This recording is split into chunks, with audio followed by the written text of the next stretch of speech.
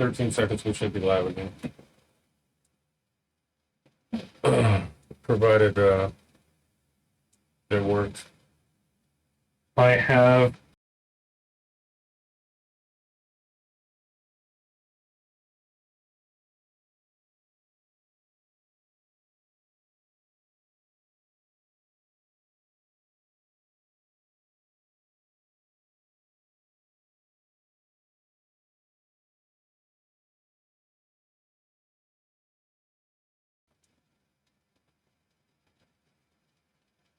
All right, guys. I believe we are back. Had some technical issues with the mics. Hopefully they're working okay now.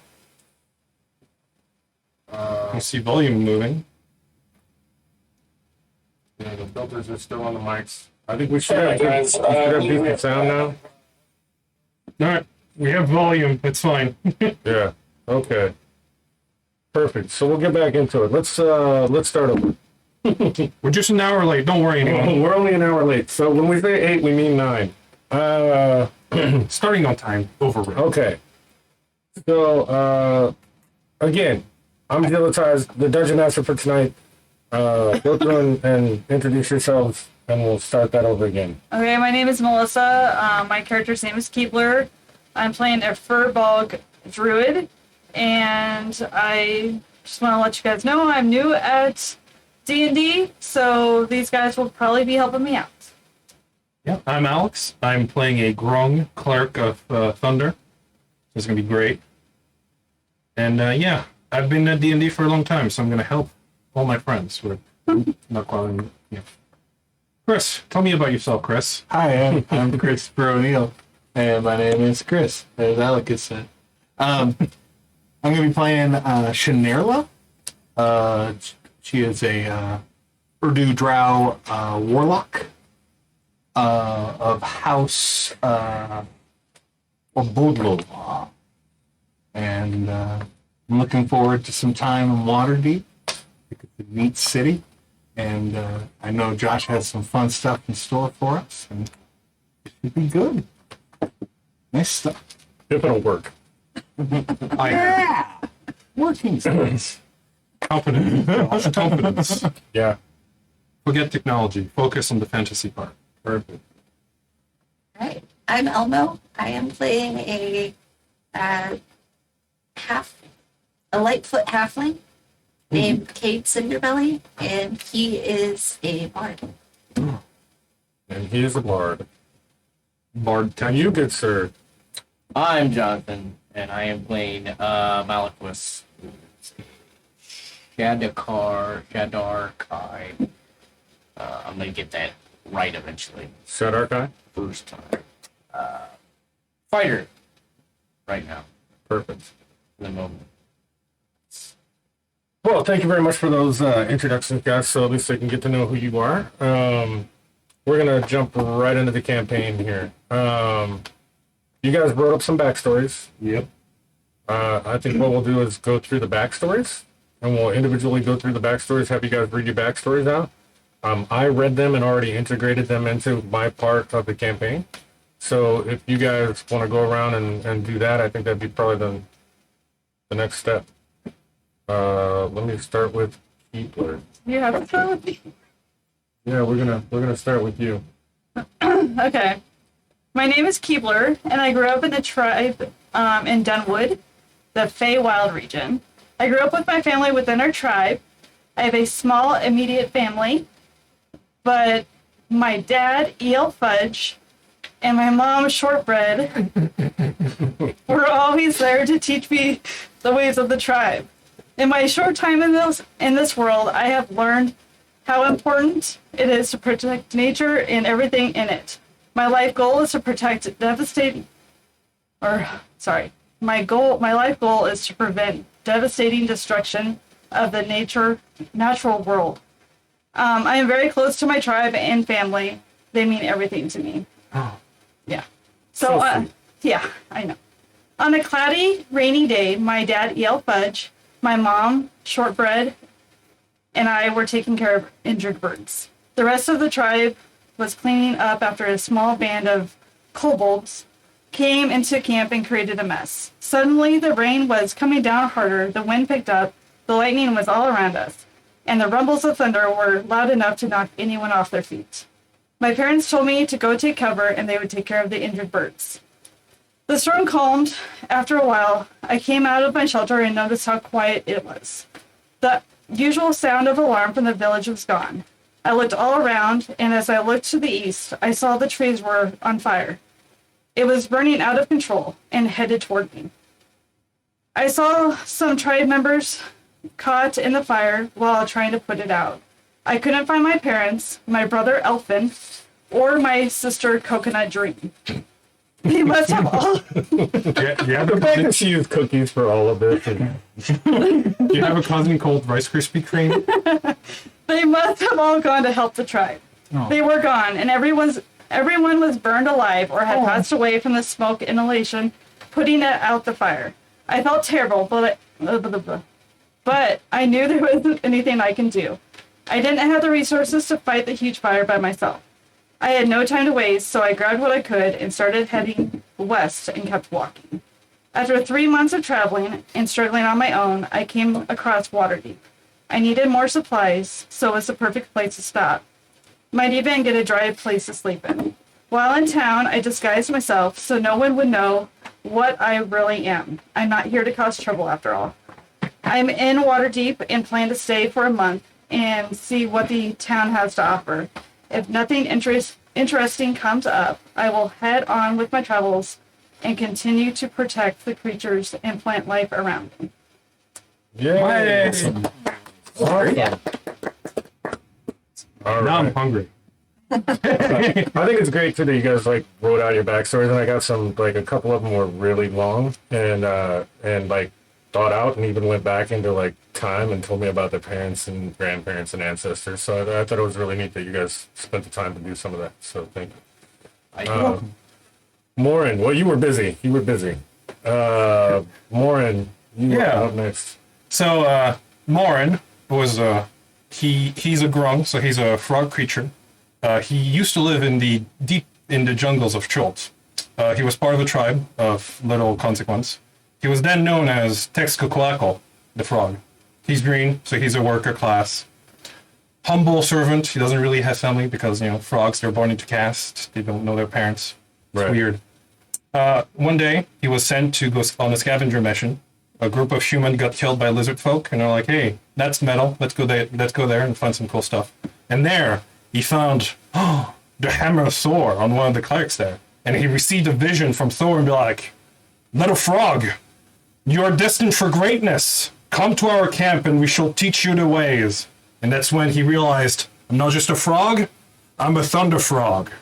And then he decided, I'm going to join the humans on their quest for greatness and smiting evil. So he showed up and everyone was like, what is this frog doing here? Isn't it really poisonous?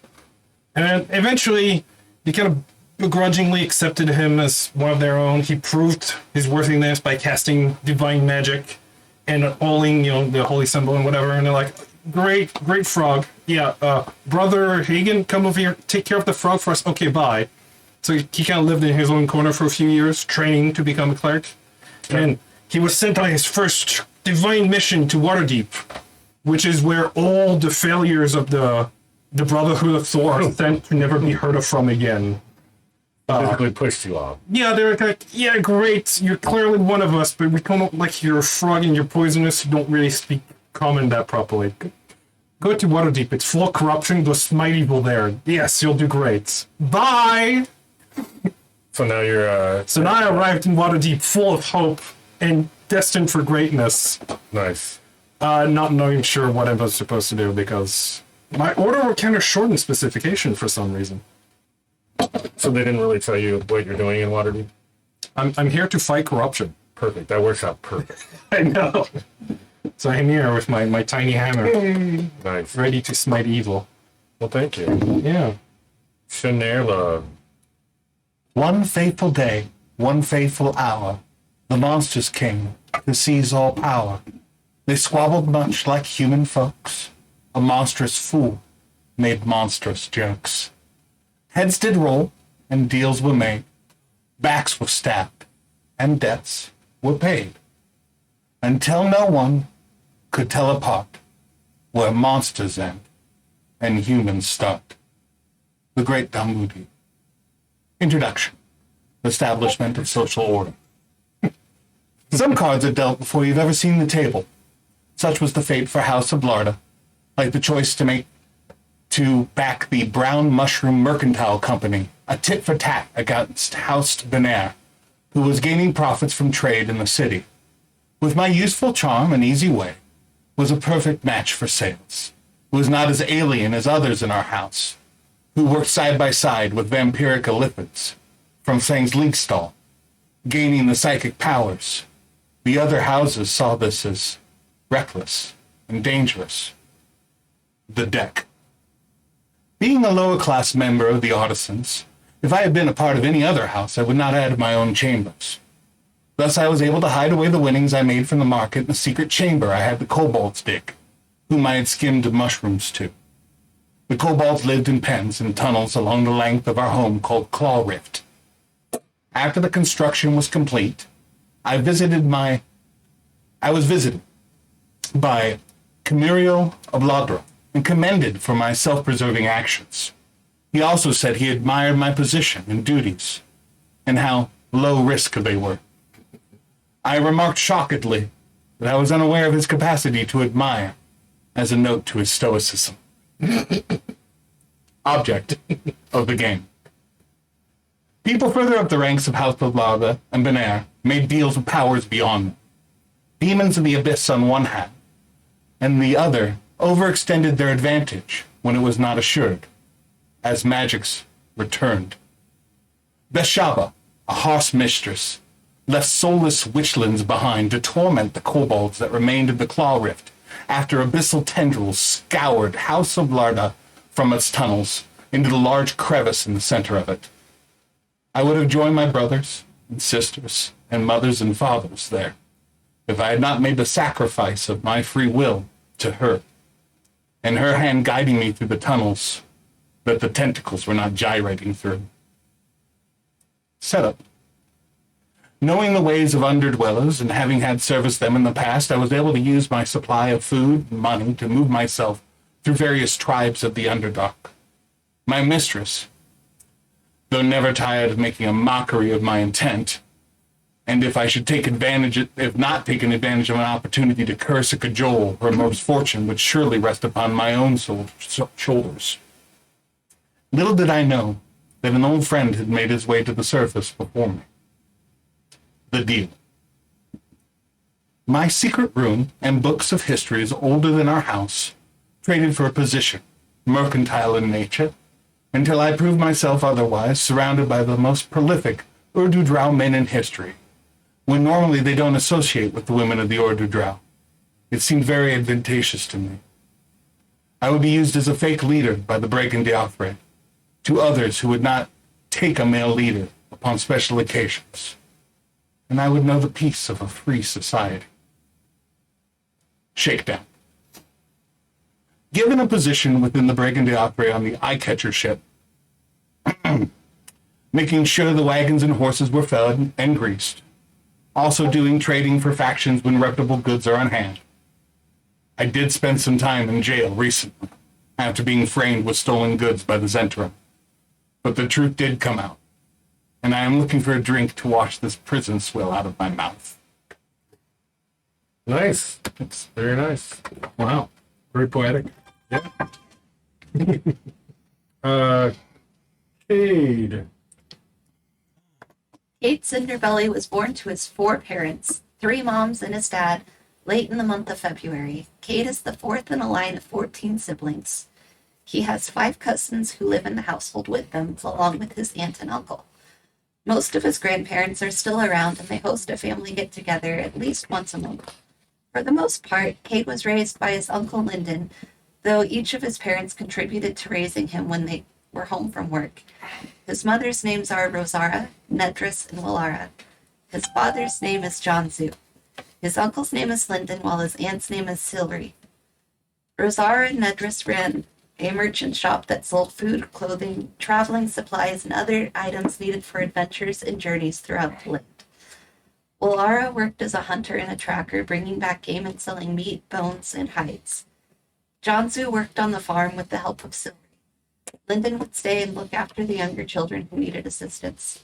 Growing up, Kate quickly learned the fun of playing pranks and tricking people. Once he heard of Loki, he was instantly drawn in and began his worship of the god. As he got older, he decided he wanted to accompany a party on an adventure. During this adventure, he lost a purple handkerchief that belonged to his now deceased Uncle Dalcius. His Uncle Dalcius also left him a stipend that will allow him to live comfortably for the next 15 years. Nice. Cade helped his father on the farm from time to time, but always took utmost care of his pet goat, Finn. He would often take his goat with him to visit friends, go on adventures, and of course, help him perform mischief. When he was 19, Cade went to fight in a battle. They won, but he was left with battle scars along his back and torso. After the battle, he took up a job performing magic tricks for parties and festivals, along with performing on the street for anyone who cared to tip him. Eventually, at the age of 32, Cade decided it was time to see the world beyond Blurian. He bid his family farewell during one of their monthly get-togethers and left to see the world. He decided to leave Finn in his father's care because he didn't want to worry about his pet goat getting himself killed while facing the monsters out and about in the real world. Fun. Nice. So is it I'm saying Malquis. Is that what it is, or it's not Malquis? It's Malquis, or how do we pronounce this? I think there's an extra A. Malquis? Okay. I don't know, as I've been like writing it out all Could week, be I've been like Malquis. Malquis. I often say Malquis? Malquis. Malquis? Okay. Depends on where you're from and how you like to say it. How you like to say it? I'm not particular on how you call my name. Cool. You made it easy on me. Thank you. There are many other things to be concerned with in life. Malquis is concerned. So give me a brief synopsis on your backstory. Well, there's really not much to say. I mean, his life is pretty simple. I had unlike a lot of people, I think Kate maybe the only other person that's close is a wonderful childhood growing up. Lived in a great monastery. We lived in the mountains.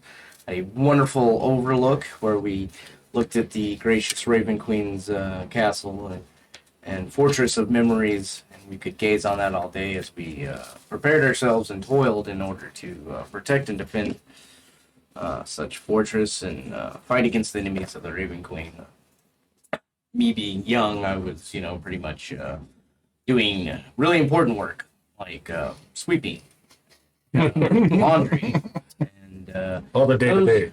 types of things, as I was waiting to become of age where I could actually join in the training. And then unfortunately one day our monastery was attacked, and my parents quickly shoved a ancestral longbow, a manual of our schooling and monastery teachings, and shoved me through a portal into Waterdeep. And I was thrust into the streets, and did happen to find a down on his luck dwarven friend by the name of Dankara, and we had many adventures. Working for the dung sweepers and cleaning up and doing anything that we could to make a buck and then spend it. So, yeah. If I've got it, I usually throw it back out there into the world as it should be. That's where it should live. It's out there doing things. I've had a few little adventures and weird happenings and stuff like that. So, Okay. one time I did wake up miles away from my home for no apparent reason. And then there was this time that I was turned into a toad. Into a toad? Why were you turned into a toad? I don't Obviously, you made it back from that. Yeah, I got better.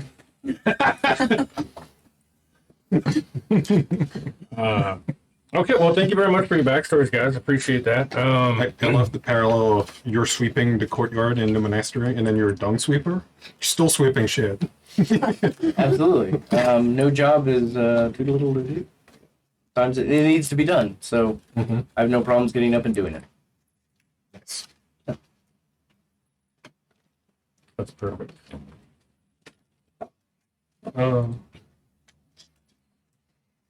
All right, so we will, let's see. So, thank you very much for the backstories. We'll go ahead and get into the campaign now. So,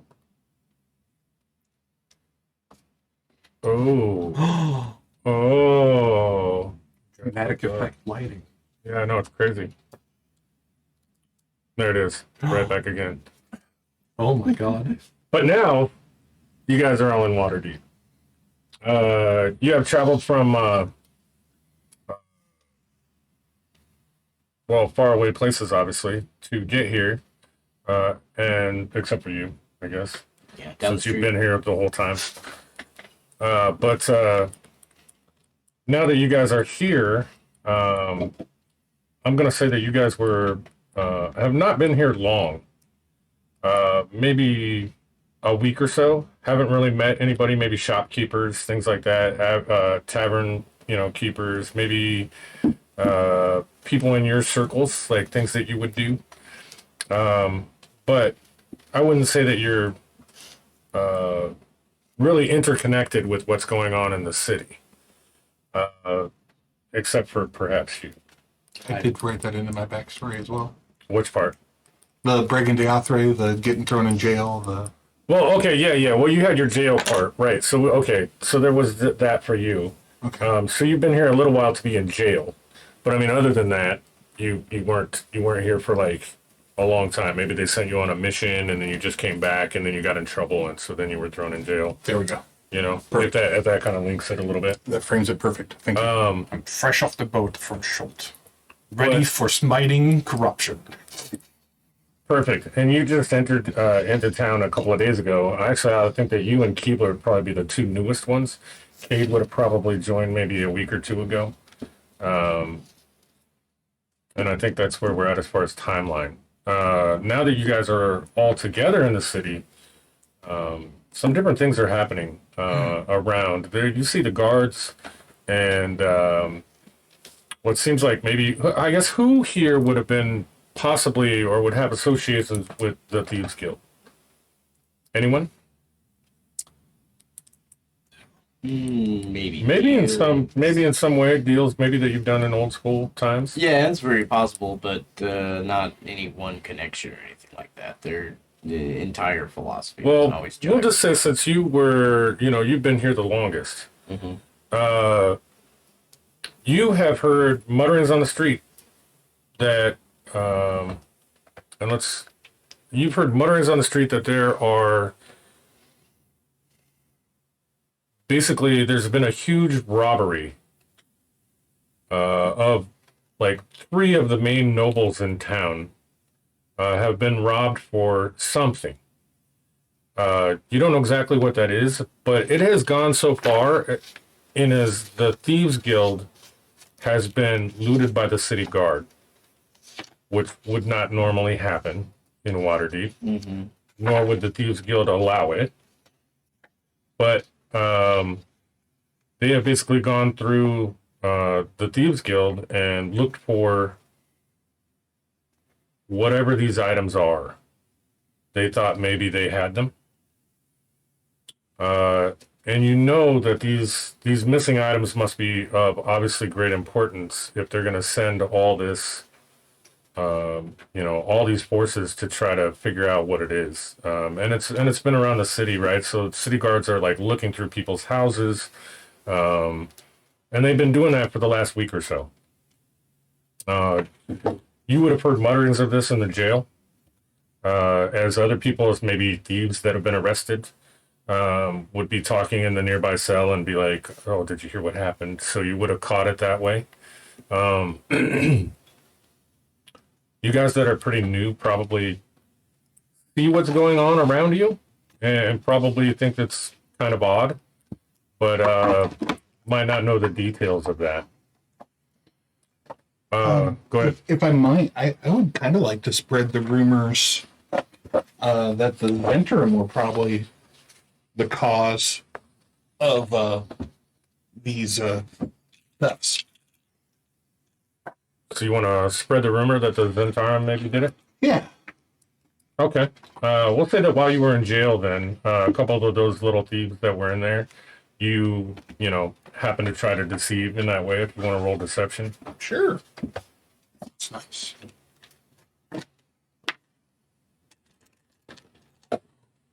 First roll of the night.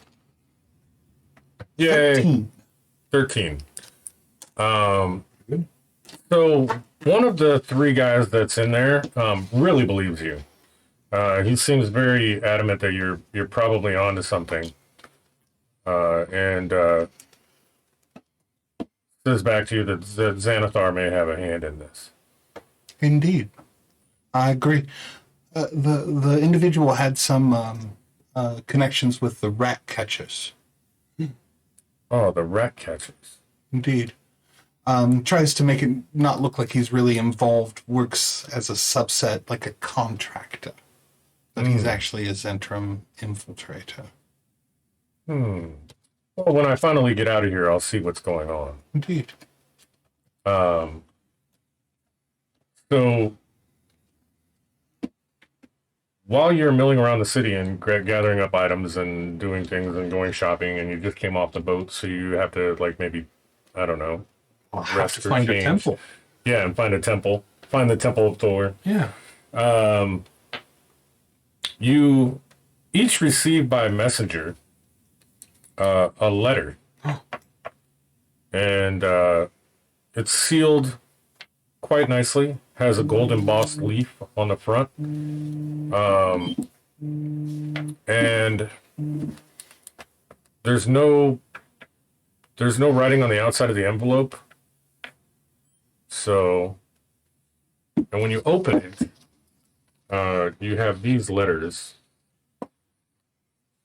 So that's going to be yours. That is going to be yours. Thank you. That is yours. Oh my god, it's written in frog. There's yours. And there's yours. So we'll go around the table. I'll let you read your letters. And we're going to say right now that it's midday. And you, let's say you were in a main traffic thoroughfare in Waterdeep when these messages were delivered. So Keebler, if you want to start. Okay. Yeah. Okay. Hello, Keebler, last of your clan. I know you've come far across the land seeking atonement for your actions during the devastation of your village. Oh, I can't even talk today. Of your village. The fire could not be helped. You have a chance to honor E.L. Fudge's legacy. Meet at the Yawning Portal in Waterdeep tonight at 8 o'clock, and you will find the answers you seek below. Below your known world.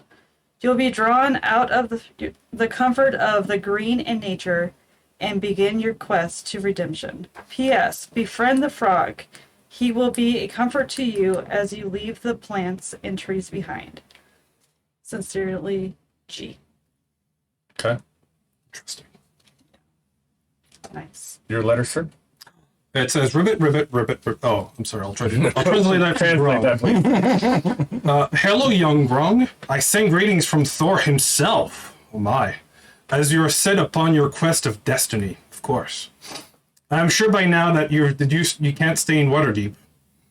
Yeah, it's a pretty crappy town if you ask me. Your past lies elsewhere. Perhaps you would entertain yourself and me by attending a dress rehearsal of a play nearby at the Yawning Portal at 8 o'clock. I'm sure you'll know what to hop into next. Postscriptum. Protect the draw maiden in the performance. Sincerely, G. Mysterious. The whole 8 o'clock thing is totally workable, by the way. We started at 9, so. It's the time zone difference between here and Waterdeep. Yeah. It's magical. Definitely an hour time zone. Oh, yeah. And It's you, even 33 madam. minutes. Good afternoon, my young drow friend. Your disguise does not fool me, Dark One. I have watched you since the kobolds near Claw Rift. I believe your buried statues are still intact for now.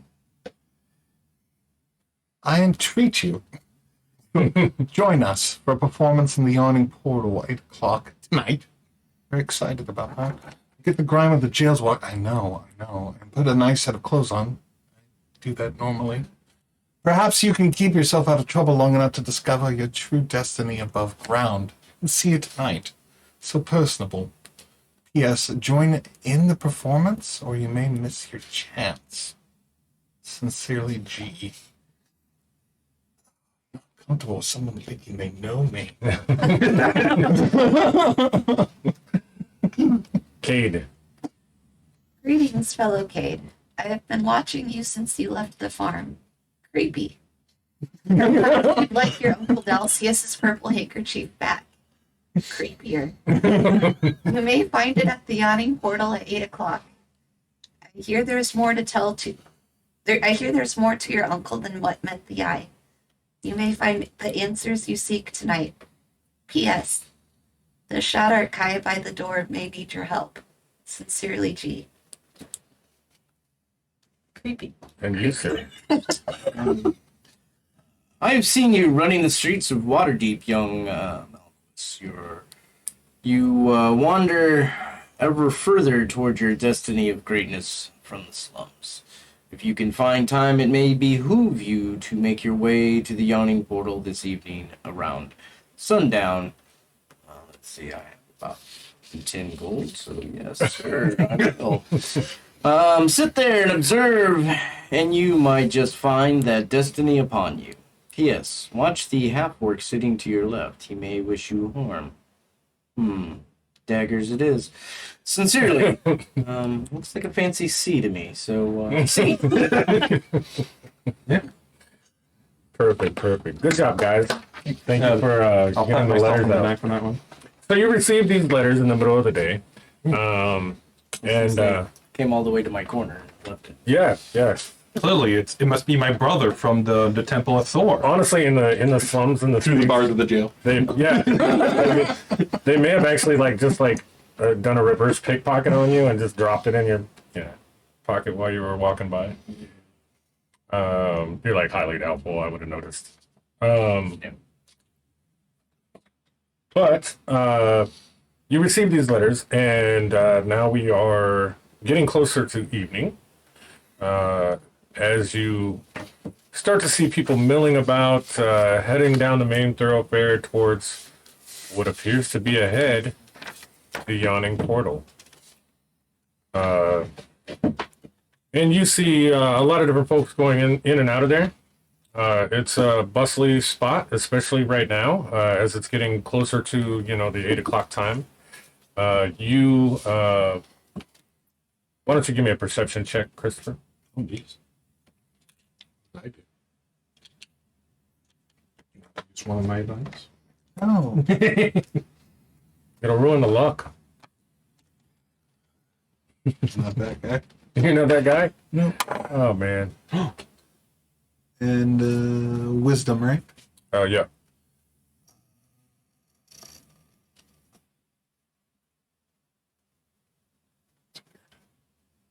Should I put your wisdom bonus on there?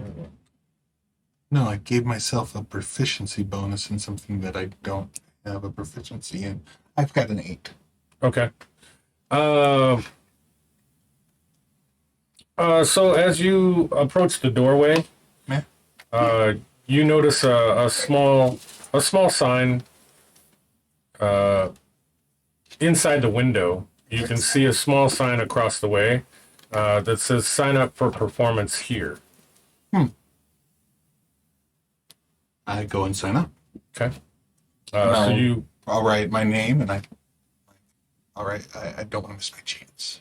I don't want to miss my chance. And I'll put an exclamation point there for no reason. Okay. So you go inside and sign up. The rest of you guys make your way towards the door of the Yawning Portal. As you step inside, and now we'll go to maps. And down. You're drunk already. That's what's happening.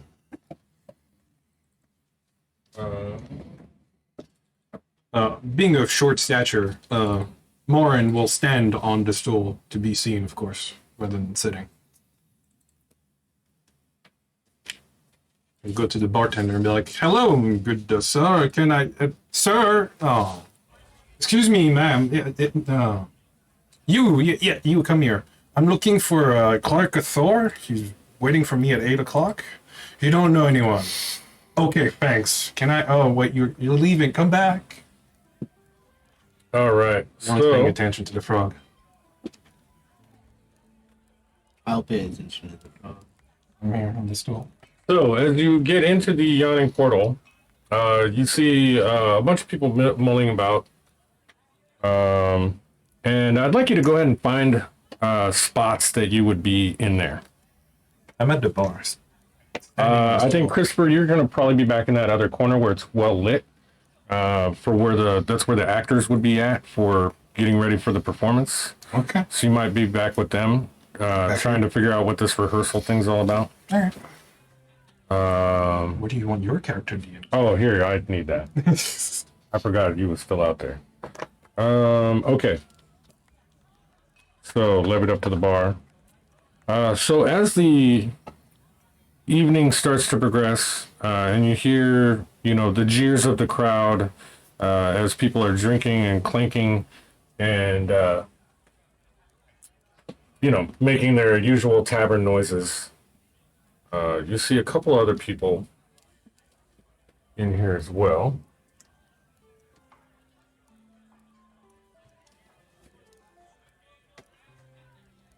I think, yeah, looks good. So, and there's we'll just go ahead and put the menu out there for him. Yeah, there he is. And, Bartender.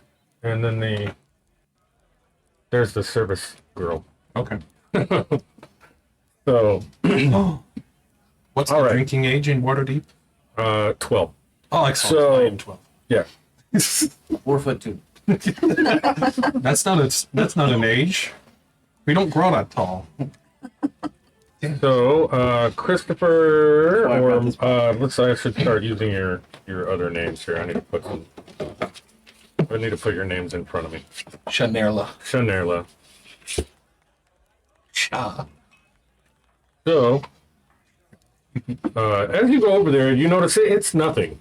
It's a bit part in a small one act, not even a one act. It's like a half act play that they're going to put on inside the Yawning Portal today. And you notice that most of these guys are ill prepared. They haven't read the script. They give you a small piece of paper with a few lines on it. And they just ask you to come in when the lady points at you. When she points at you, you're supposed to come in and say your lines with the rest of the group.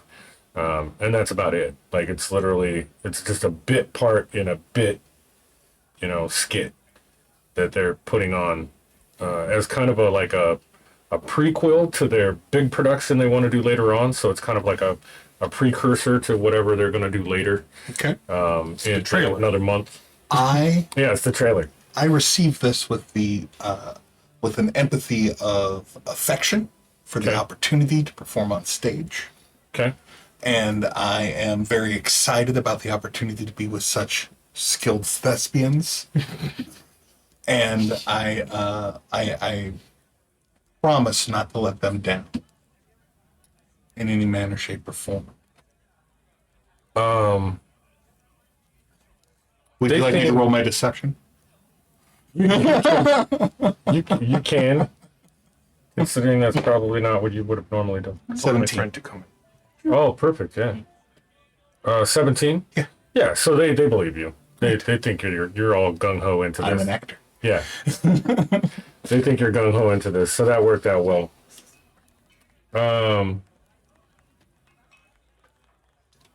The rest of you, let's see. I'm at the bar seeing a short frog trying to get people's attention. I also am short and understand this problem.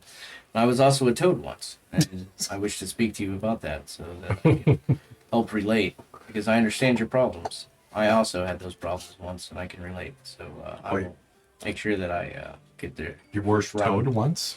Yes, I was turned into a toad for weeks. He's a toad for weeks. Lived as a toad, did toad things. It was pretty cool. Life, like, kind of flies by, with the tongue. I need. I've always lived as a toad. How is it to be not turned into a toad? I'm fascinated. It's pretty cool. Was it evil? I enjoyed. Can I help you smite that evil?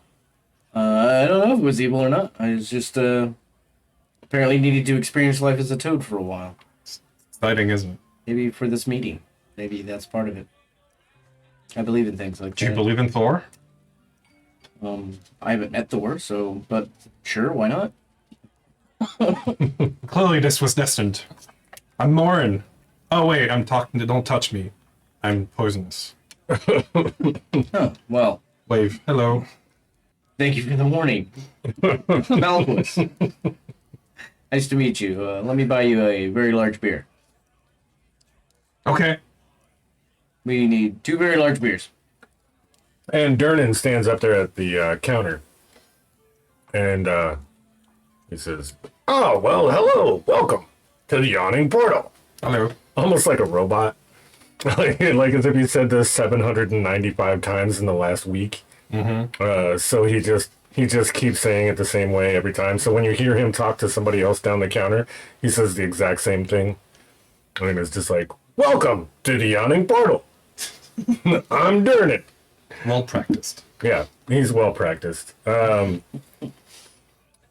And he brings up gigantic pitchers of ale for both of you, Oh and my. sets them in front of you. You guys make sure you stick around tonight. We've got a huge production going on in the corner over there. I'll look over. Okay. Sounds exciting. It will be. Do you know if there's any other brothers of Thor in the house? I was expecting to meet someone here. Brothers of Thor. Yeah, we wear the symbol on us. Oh, years ago I saw that symbol. Years. Welcome to the Yawning Portal. You said that already. I can't. I'm cracking. I can't crack. Anyway. Okay. Yes, years ago. Yes. Years ago, I saw that symbol in my adventures out west. Maybe it was east. Yeah, that's the symbol of Thor. Yes.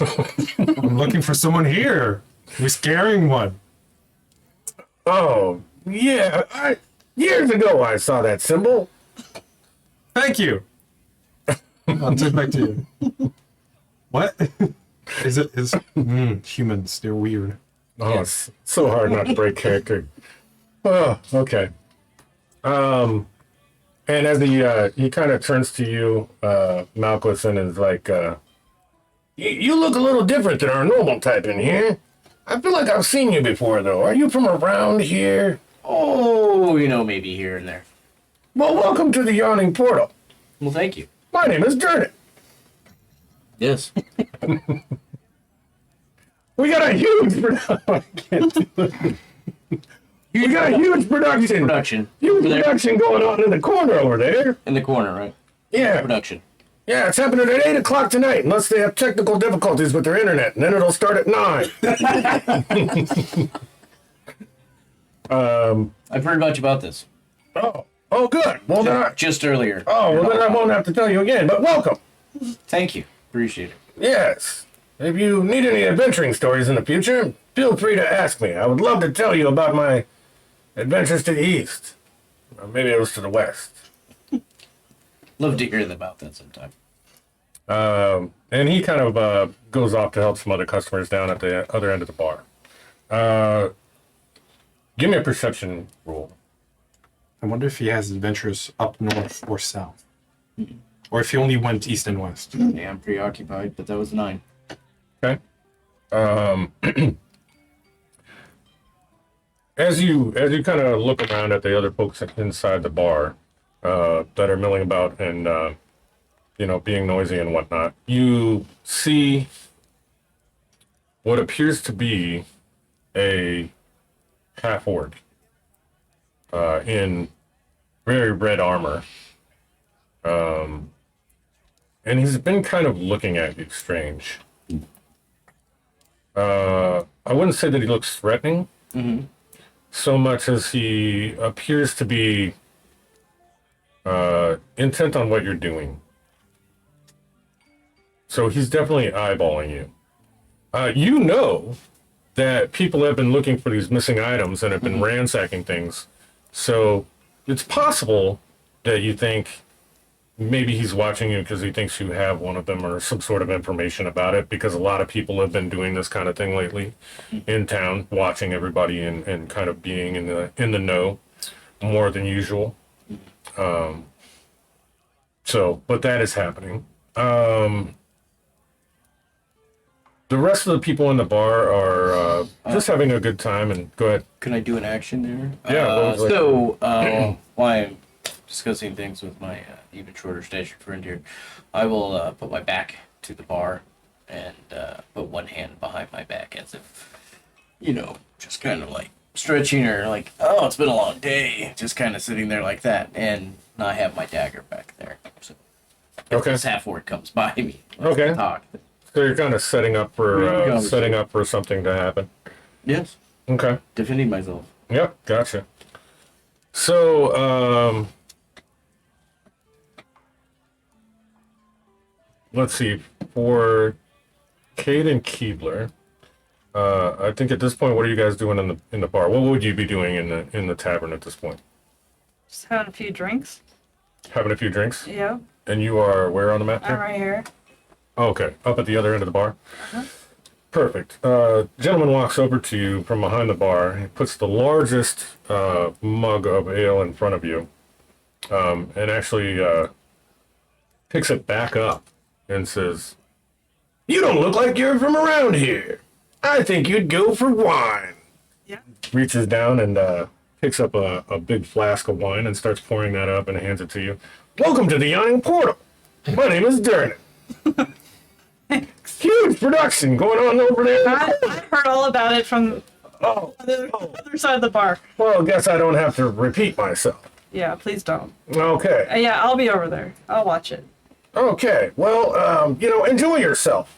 I'll try. That's what we're here for. All right. And Kate, what would you be doing then? Be enjoying a mug at the bar. Okay, perfect. And you're at the other end of the bar? Perfect. So Durnan sashays down that way as he notices you out of the right side of his eye. And As he approaches, I'll start playing my fiddle and making fun of the intro he's been giving everyone. okay. So are you like singing it? Yes. You're like, "Welcome to the Yawning Portal." Something like that. Yeah. Yeah, gotcha. And he comes over and he goes, what would you drink? You drink ale or Anything. probably ale, whatever. So we'll put a big mug of ale he puts up on the bar. And he says, "Fantastic song you're playing. I really love the lyrics. Thanks. By the way, there's a major production going on over there in the corner tonight. I hope you won't miss it." Be here. "All right. Sounds good to me." And he moves on back down the bar. Thank God he's gone. Does he say that to everyone? He does. Everybody that walks in, he's just like, "Welcome to the Yawning Portal. I'm Durnan." He's very different than the humans I trained with for some reason. He only seems like some of my brothers like to repeat the same prayers over and over again when they saw me. But I don't think that's a prayer. What's wrong with him? Maybe he's afflicted with a curse. I should help him. What do you think? Sure. Maybe later.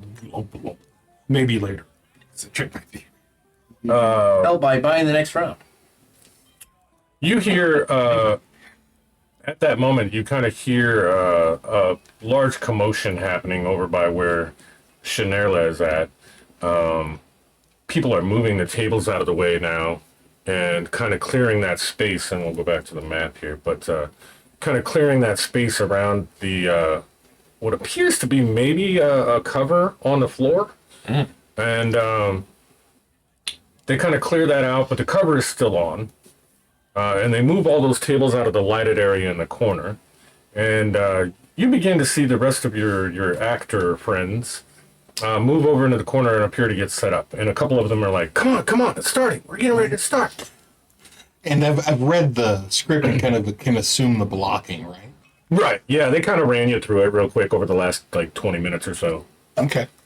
When the leads start showing up during the production, I'm gonna do my cantrip for dancing lights Okay. and provide spotlights.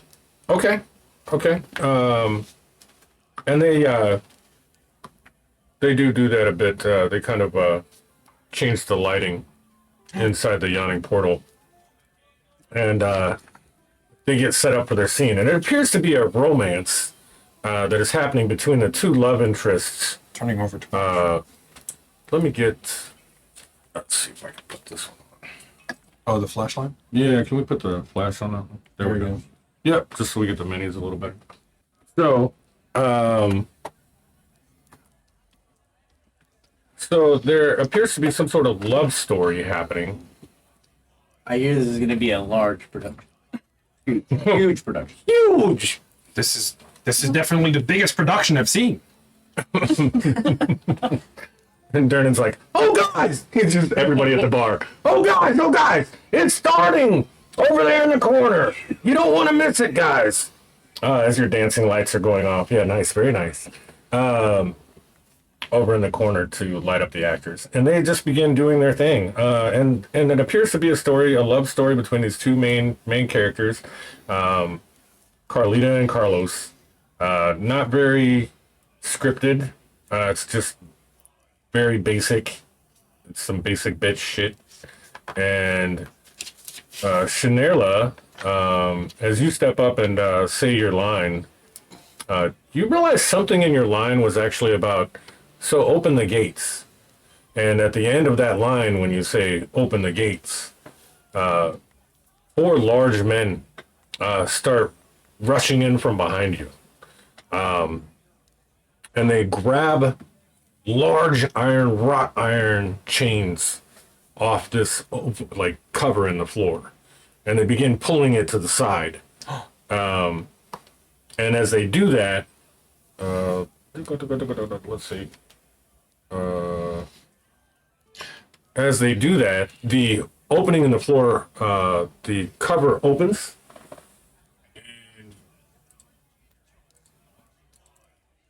Oh my god. That. That would be the yawn. So then there's a portal, and you see this other thing from the wall. Go ahead. While this is going on, I'm going to use my mage hand to replace your glass of wine with a glass of ale. Okay, nice. Can it be rum? I'm going to assume that Chris's character is the drow maiden referred to in my letter, right? That sounds like that. Do I know what a drow is? Do you know what a maiden is? I don't know. You know what a no is? Well, it did say drow in the letter, but we're going to assume that the letter would know what you would think. You know what I mean? Dark so point. if it was dark elf or whatnot that you would recognize it by is what would have been stated. Okay. So that's the person I'm supposed to look for? Question mark? What's going on here? So as this happens in the cover, the basically comes off, and this large arm swings out over the hole in the floor. Yeah, it's pretty crazy. And then the actors in the corner kind of scatter around you, and are like, and a performance. And a couple of them seem a bit slighted, as if they cut it just a few minutes short. Like they didn't end it like right when they expected to end, so they're just a little slighted by that. They didn't maybe get to say their lines, and they start to walk off into the side. As this happens, there's a lot of folks in this tavern now that are cheering and carrying on, and yeah, let's get it started. And Durnan in the background, like, there it is. The yawning portal! And you hear like other people in the background that are just like, this is where the fun begins. Oh my god, I got 100 on them. Like you hear people betting in the background. What's going on? Like there's all kinds of. Are you dancing lights over? Yeah, I'm looking. I'm looking Yeah. at what's down there. Okay. So it just goes on for what appears to be forever and just folds into darkness. All right. You see the sidewalls and the concrete. If I may. Clearly, this is the person I was interested in. I'll excuse myself from the bar and kind of find an open table that's closer to the drow. Okay. I was like, I'm alert now. Just clearly, Right. So this is the thing that's supposed to happen. let's say you made your way all the way around, and so let's go ahead and say that you made your way all around the backside and hit that table on the other side of the. Oops. And I'm gonna follow him because I'm supposed to make friends with him. Oh, okay. So let's say you. So I'm gonna stalk him while he's stalking. Okay, her. So you're both stalking each other without even knowing it. It's like a frog sandwich. Perfect. So you head over there. What do you guys want to do at this point? Well, I find this charade of people following each other interesting. I mean, this is one of the largest productions I've ever seen. It is. We have a massive hole, some half crappy actors, and one good one, and then a parade. Waiting for the Congo line to start. That's it. And Cade, what are you up to? I'll stay here. Apparently, he might need my help later, so if he needs help, I'd So rather be. kind of stick by him. Yeah. Okay. You notice at this point that one of the guys is going out onto the platform in the middle, hanging off of this rope or chain, and he is getting buck naked. That's new. Yeah, he is getting buck naked and deciding to. What you're hearing is the mutterings of, "Oh my God, he's gonna do it naked. Oh my God, no weapons. Oh my God, no clothes or weapons." And you hear just like, "He's not even taking a shield." Like it's craziness, right? Like these guys are all going nuts about this, and other guys are betting and just being like, 1,000 says he doesn't make it. Like all this is going on around you. And he crawls down that rope. And this is like a typical human size guy, probably 5'10", 6 to 6 foot. And he just cheers out and says, he just cheers out and is like, "I'm going to make it, and I'm going to come back and take your money." And as they start lowering him into this hole. So, I don't quite understand. Does he know Carlita? I'm not sure that I quite get this part of the play. I don't think this is the play. No, he said it was a large production. Huge production. This has got to be part of the play. I don't get that. But, while we're watching this, I'll allow you to buy me another beer. Perfect. I will use Mage Hand to take and beer from someone else and put it. A beer from somebody else? Yes. Go ahead and roll, we're going to say sleight of hand with your mage hand. Is this part of the show? Not as it was scripted. 22. 22. So you definitely get your mage hand in there, just above the bar, and just kind of sneak it past what appears to be, I don't think I put anybody else at the bar, but what appears to be a gnome who is up on like a stack of books in order to reach the bar. And he is kind of turned and just looking over at the festivities going on, so you kind of get that beer away from him pretty easily. And I will have no issue drinking somebody else. And it's like a third gone, right? The beer's already a third gone by the time you That's get it. fine with me. Anybody's got a little food of nibblets or anything like that, I will just casually take it. Casually take the nibbles. Take like a fry or something like that off of somebody's plate. Okay. So now all this commotion is happening, and you guys are doing your things and following each other around. And this guy in the middle, he's been being lowered down now for let's say 5 to 10 minutes, and you've heard nothing from him since he's gotten lowered down. And one of the guys calls out from the upper balcony, and says, "It's almost time. You should pull him back up. Pull him back up." And another guy's like, "You pull him back up, you're just gonna see he's dead." It was probably E.L. Fudge. I don't know where I came with that voice. I don't know. But anyway, so you're probably gonna see he's dead, and then they start bringing this rope back in. As they pull the rope back in, you notice on the rope as it comes back up over the next, like, I mean, this is like 5 minutes transpire here. Can I do an intelligence check to see if it's got the same tension on the rope? On the as rope? it did when you went down? Yeah. That is a 12. Okay. It does appear to have the same tension it had when it went down. I will go make a bet Okay. that he is okay. Okay. Okay. I'm watching this perplexed. Yeah, so you find a guy next to you who happens to be doing some gambling, and there are a lot of people around this hole in the ground. And you make this little side bet with him.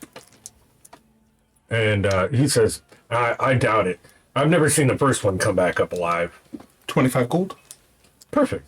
And he gives it to the guy who's going to hold all the gold of all the bets, and this guy seems to be some sort of maybe somebody from the Thieves Guild. I don't know.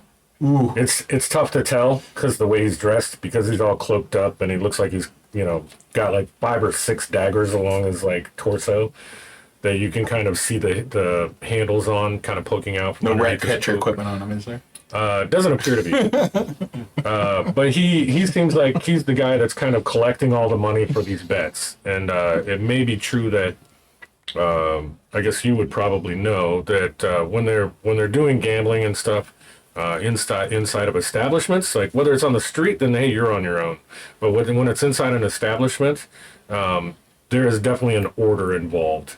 And it's Okay, almost so I like feel safe about the bet. yeah, it's like a law. It's like a lawful thing. Okay. So, so this rope keeps coming up, and you notice now that the rope has blood, as it turns like a deep crimson red, I stomp my foot. all over it,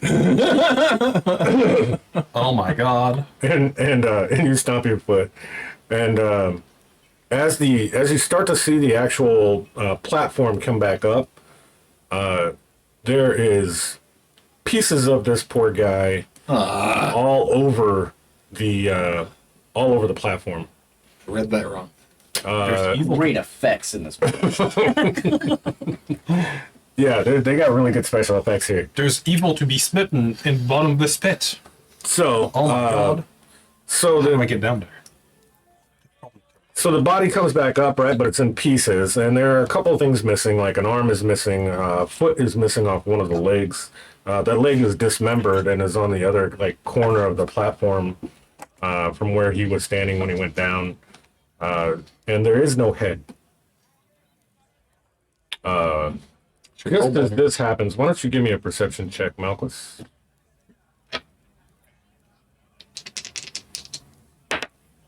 Yeah.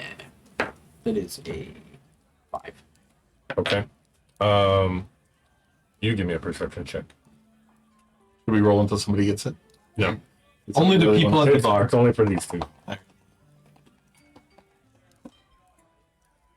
7. 7. Okay. So I'm just entranced with these special effects, and yeah. I'm trying to understand why Carlita would ever love somebody who would just lose their entire fortune. Let's see which one is which here. That's That's actually that's you, right? It's me. Yeah. So you notice out of the corner of your eye that this dude has kind of come up on you and is now swinging his sword down on you. I can stab. I'm short. Yeah. And at the exact same moment, because I want this to happen like simultaneously, because we're all going to get into combat here. You notice that probably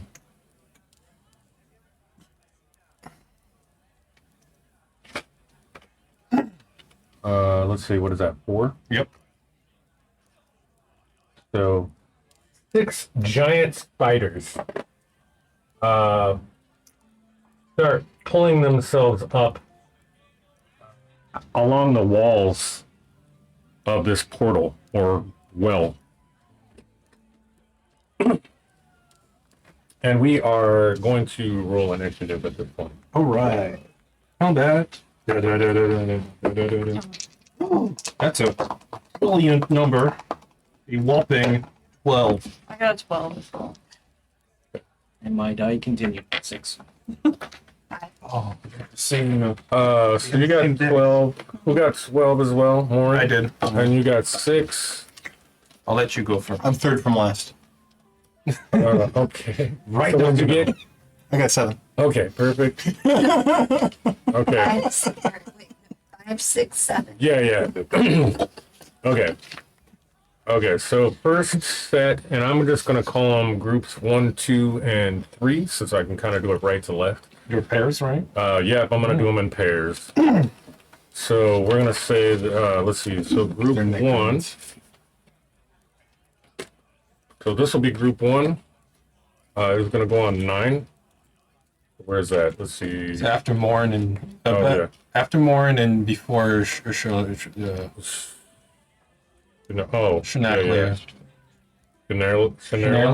Shanairla. No. Chris. I'll go with Chris. Shanairla. Phenomenal. Shanairla. Yeah, just keep doing it to the beat. Shanairla. Shanairla. We can keep this up for like an hour. Let's see. All right. So, wow, low roll for initiative here. So the other one goes on 8. So it's fourth from last. 8 still beat Shanairla, right? Yep. And then the last one's gonna go on 12, which is gonna be what with Keebler?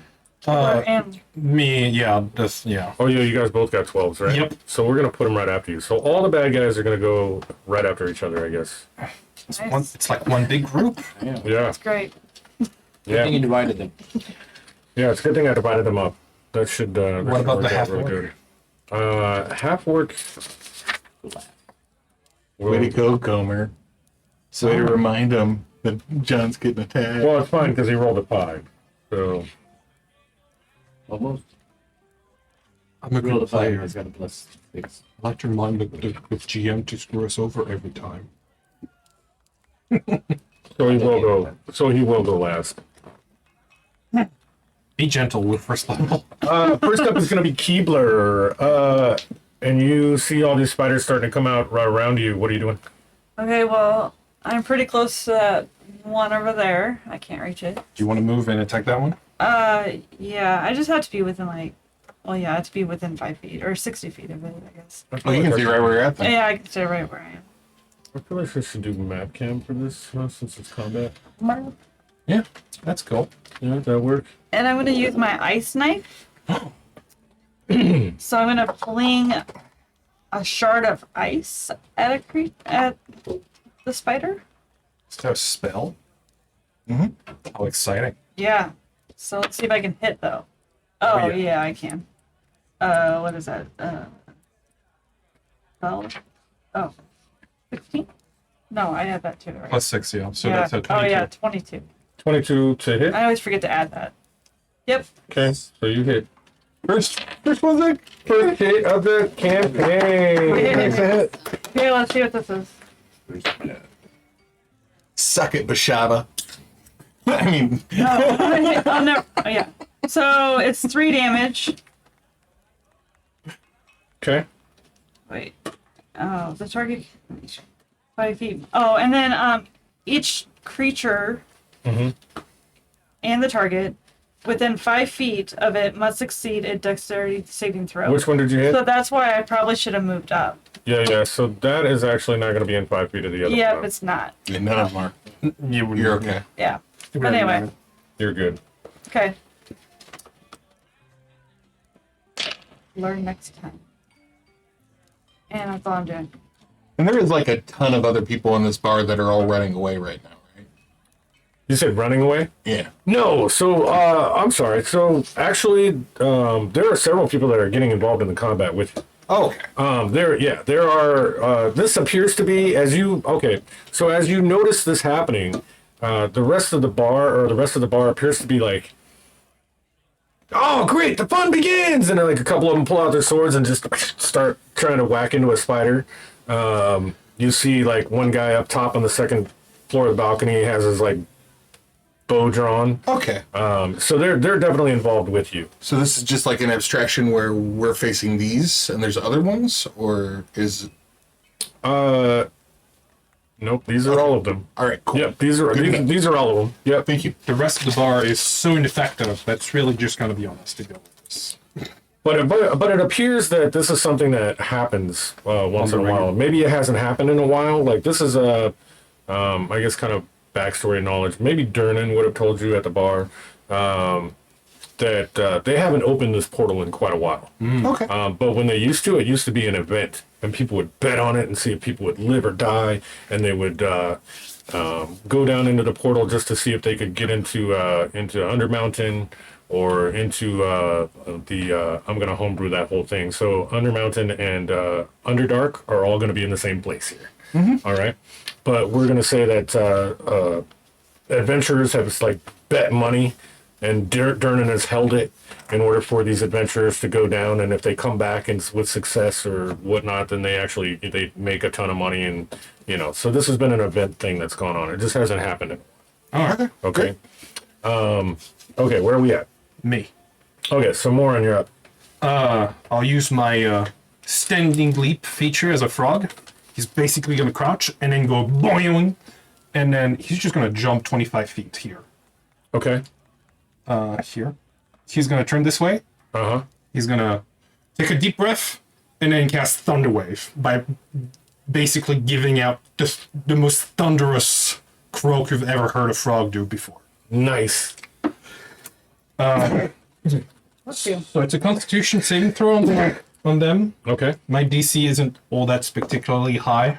It's 13, I believe. Both of them failed. Woohoo! Let me see how much damage I do here. Yeah. And verify it is indeed a con save. Let's see. Thunderwave, Constitution saving throw. Alright. So both creatures take 2d8 thunder damage and they're pushed 10 feet away from me, which is back into the pit. Okay. So you're knocking them back down off the wall. Yeah, but on the way there, they'll take a whopping 8 thunder damage. Okay. So 10 feet. Yeah.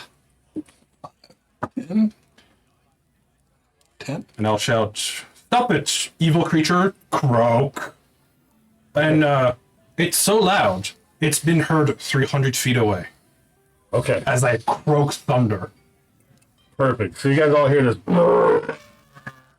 from the bar as he knocks these back into the thing. Let's go ahead and for now we're gonna, Christopher, will you pull those two off the board Oh, lovely. as they fall down into the pit below? All right, that's my one spell of the day. Thank you very much. I'll see you all tomorrow. And that entirely eliminates group 3. I've smoten so much evil today. Oh yeah. So. And white we'll mage move on being to like, I'm the first character to die. In your enemies. You should get marks. let's see what I don't have that box in my. I know. so group 2. I can put that in my adventure log. There you go. One of these spiders is actually going to make a running leap and land right there on the table next to you. The other one is turning towards one of the NPCs in the bar. Lovely. He will kind of get an arm on you, I think. Maybe not. Maybe not. That was a terrible roll. 10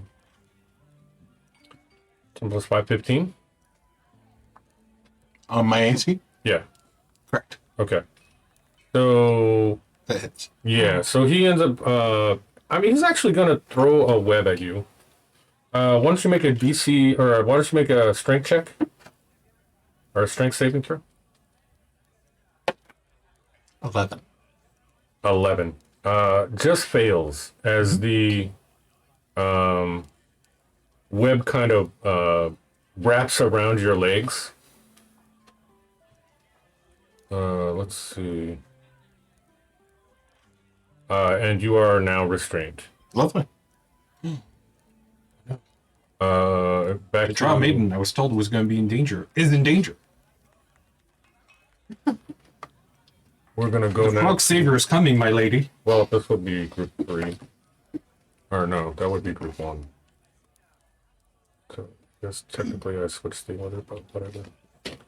All right, so now group 1's gonna go. I'm gonna have that one go over and attack Keebler. Let's get us. The other one saw how successful his friend was at jumping and decides to crawl out onto the beam. Now is now in the middle on top of the beam. 30. Yeah. And the Keebler, Be nice. that's a 16 plus 5 is 21 to hit. Gonna Um, hit you, yes. Yeah. I would assume with 21. Yes. So you take 3 points of damage as this thing bites you. And why don't you make a con save for me? Okay. I guess I have to. 13. Yeah, 13. What do you say? 13. So you are not poisoned. But you are bitten on the leg by this giant spider. And Shinerla, you're up next. Okay. Kind of look down at the webbing, and I look at the spider, and I just sort of tilt my head to the side at it, just like out of all the people in the bar. And I begin to turn the staff in my hand, and the different bent parts sort of move around, and you can sort of see, like, in the negative spaces that, like, some runes start to appear as I hex the creature's dexterity as a bonus action. Nice. And then after that, I will go ahead, after I've brought the unluck into the staff, I will release the energy in the form of an arcane blast. Okay. And since I'm in base to base and doing a melee, I get disadvantage, correct? Or doing range. You're Range restrained. attack. You're restrained. Yeah, that So doesn't stop you from attacking. no, I don't think it would, especially when you're just restrained from the feet. And of course, I got the other DM screen up, so I don't have my conditions all on it. Give me a second. But it's a ranged. Restrained. Your speed is 0. Attack rolls against you have advantage. Attack rolls by you or have disadvantage. Okay. And you have disadvantage on dex saves. Okay. So, yeah, roll disadvantage. Sweet. And I don't know that range attack into melee range. Do you get disadvantage in this edition for that? I'm gonna bring the lights back up a little bit. Please. I forget. I think so. Step. 7 was what? The attack roll? Yeah. Okay. So it misses. As the spider appears to do like almost like bends its like little joints backwards to kind of get out of the way of your attack. And folds itself up underneath and kind of like comes out underneath the backside of the table that it was on. Awesome. So it kind of like crawls almost upside down and then like comes out that other side of the table. So we can just move him over to just a little bit like maybe off to the side of the table. What else you got? That's it. I did a standard action. I did a bonus. Perfect. I'm done. Malchus. Oh, you get disadvantage if they're 5 feet away from you. All right. So I'm going to whip my armor out from behind my back, so I was ready for him to come up, and I'm gonna kind of duck down and make a shot like I'm aiming for his lower regions there, and I'm gonna disengage and move back here, 5, 10, up over this table. So 15, 20, 30, and then end up over here. And as I'm doing that, I'm going to do an acrobatic roll over that table and then pull my bow out. Parkour. Roll acrobatics. Also, you totally flipped off the stream by counting the squares with your middle finger. Did I? It was Unintentional. But hilarious. That is hilarious. that is an 18. Okay, 18. So you did this Intentional. really great, this really great back roll off this table, and actually, the large chicken that's cooked on the table provides a bit of cushioning as the rib cage of the chicken smushes down as you roll over it, and you get kind of a bounce back from this large chicken. You come up and stand up upright. As you turn around and then see your bow beyond. What else you got for me? Part of the chicken leg in my mouth. So as you peel that under your back, you grab a chicken leg off of it and come back up and start eating on it. Yeah, no, that's I'm pretty good. Right, Cade, you're up. I will start viciously mocking this guy, making fun of his bright red armor. Okay. All right. What do I save on that, right? Charisma? On a vicious mockery? Wisdom. Oh, okay. Wisdom save? Yes. That is probably maybe gonna do it. 14.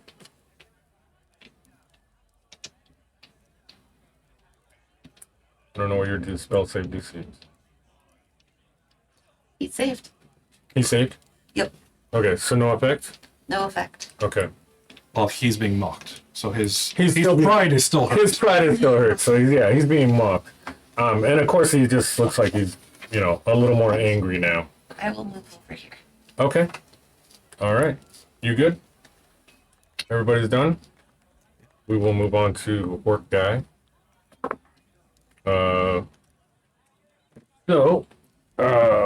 Orc Guy is going to go after his primary target.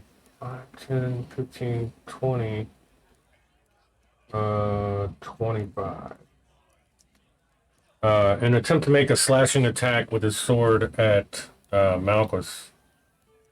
And he is going to get a 17 to hit. Yeah. Good rolls.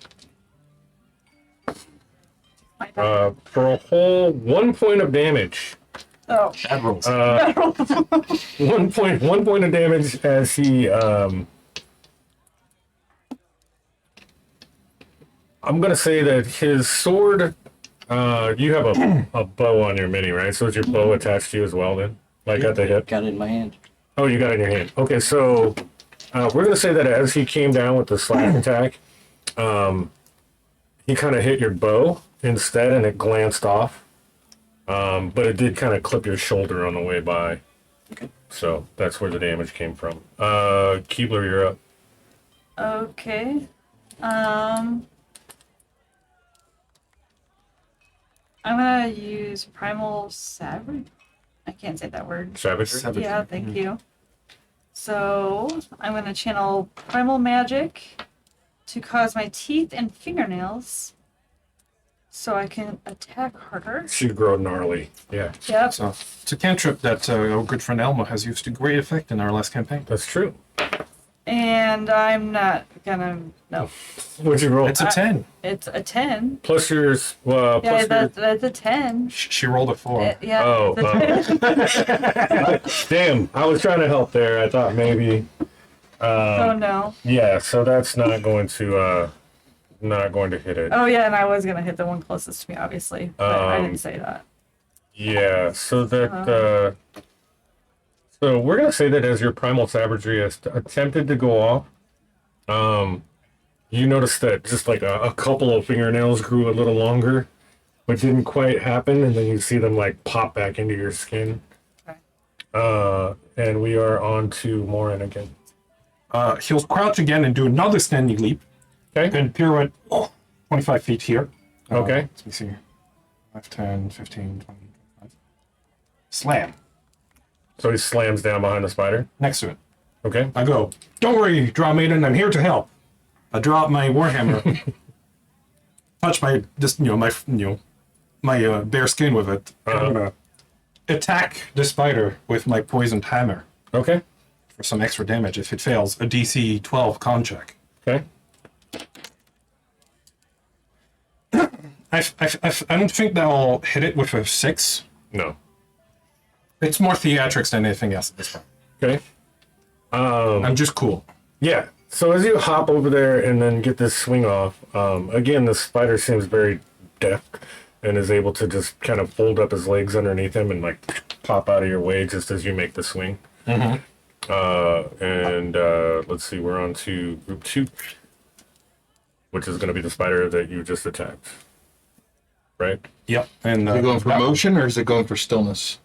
I shouted two of his friends back into the hole. Yeah. Clearly a threat. I mean, yeah, he's clearly a threat, but he has already put the web on Shinerla, so I think, well, let's just do it this way.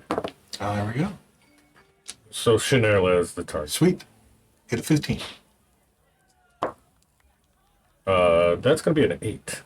Well done. So that's not going to do it. The other one in group 2 is going for the NPC up front, and he is going to whack him with 21. No, not that unnamed NPC we totally related to. Yeah. Yeah. Did the NPC get a turn? So he did, but it's not on the turn order. Okay. Yeah, so I'm just tracking damage that's happening from the crowd around you. Okay. Okay. So we have, well, he gets a nice blow into the NPC. You see a fang go into his knee as he kind of drops down on one knee. And his Free face, guy, no. his face turns a little bit red, and he immediately vomits all over the spider in front of him, as a matter of fact. He used to be an adventurer. Then he took a spider to the knee. It's Gerald. He brings me donut holes. Oh no! He always comes down to the slums and It was his last day before retirement. helps you sleep. No, he doesn't do it. Okay, so the next group is up. And we're going to have Keeblers is going to attack Keebler again. So that's not going to do it with an 8. Wish I could get the like tongue sweep. Jumping? And the other one is jumping. And in fact, he jumps still poorly, unlike his friend, that he drops down into the shaft. And you see that his legs like scratch at the wall as he attempts to like scramble back up, and then just kind of and goes all the way back down the pit. Apparently, How about an athletics do you roll? he rolled a 3. So that one goes back down, and we are on to Shinerla. I'll do another Eldritch Blast at the spider. Okay. Disadvantage. Yeah. Does a 10 hit? 10 is not going to hit. All right. I believe the AC we're looking for is 12. The These are giant spiders. It's 14. Oh my god. That's all I got. I'm done. Okay. Malchus. Get at least a 11. Right. It's 50-50 chance. I'll move back. Up on that table. Shoot it. Take its attack of opportunity. Of course he would. That's a 16 plus 2, 18. With 1 point of damage again. Say I protect you with my body. Shoot it. That is a 24. Okay. Yeah, that's gonna hit. Almost 1 point of damage, but it's 4. 4.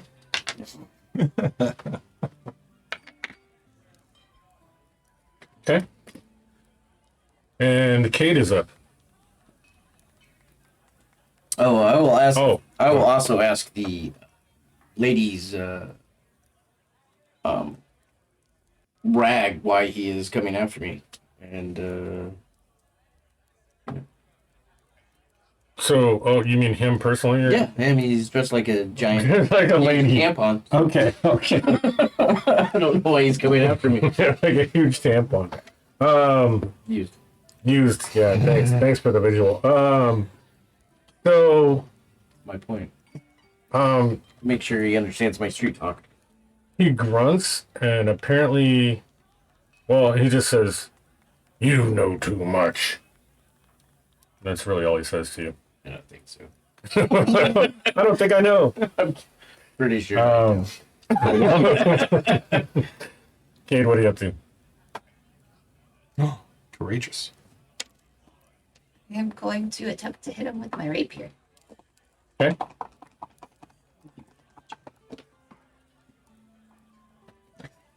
That's a 25. That's gonna hit.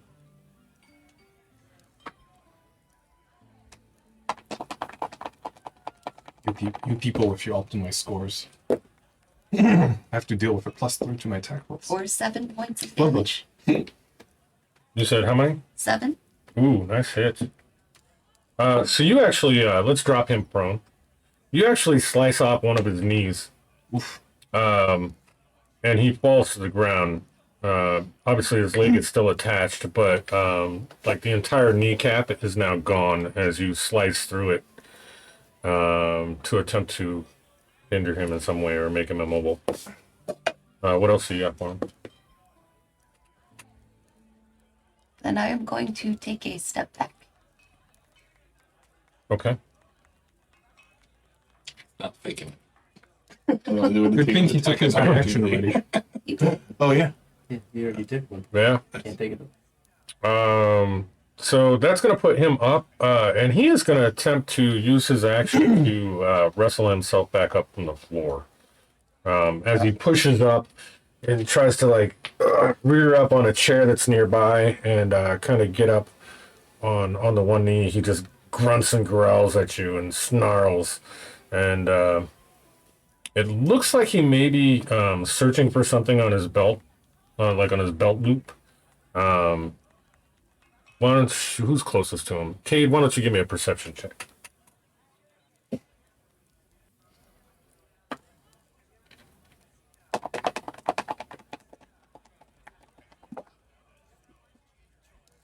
That's a 5. Well, it's pretty low, but we're gonna say that. I rolled a 1. Did you? Okay. Well, we're gonna say that That you, makes it just for the 3. purpose of the story, I'm gonna rearrange it a bit. So you notice a glint of metal coming from the belt loops, and it appears that he's you recognize it as like a throwing dagger that he appears to be going for next round. Okay. Okay. Keebler, you're up. Okay. Kill the spider. Kill Yeah, the spider. I'm obviously gonna try that again. Okay. What were you using again? The primal, Savagery. Okay. yeah, thing. So let's see if I can actually hit it this time. 15 plus 6. So That's gonna hit it. okay, 21. 21. Yeah. Okay. So should I have my dice ready? Where is it? Okay. So you grow these huge claws and whatnot. You strike at the spider. So 4 acid damage. Okay.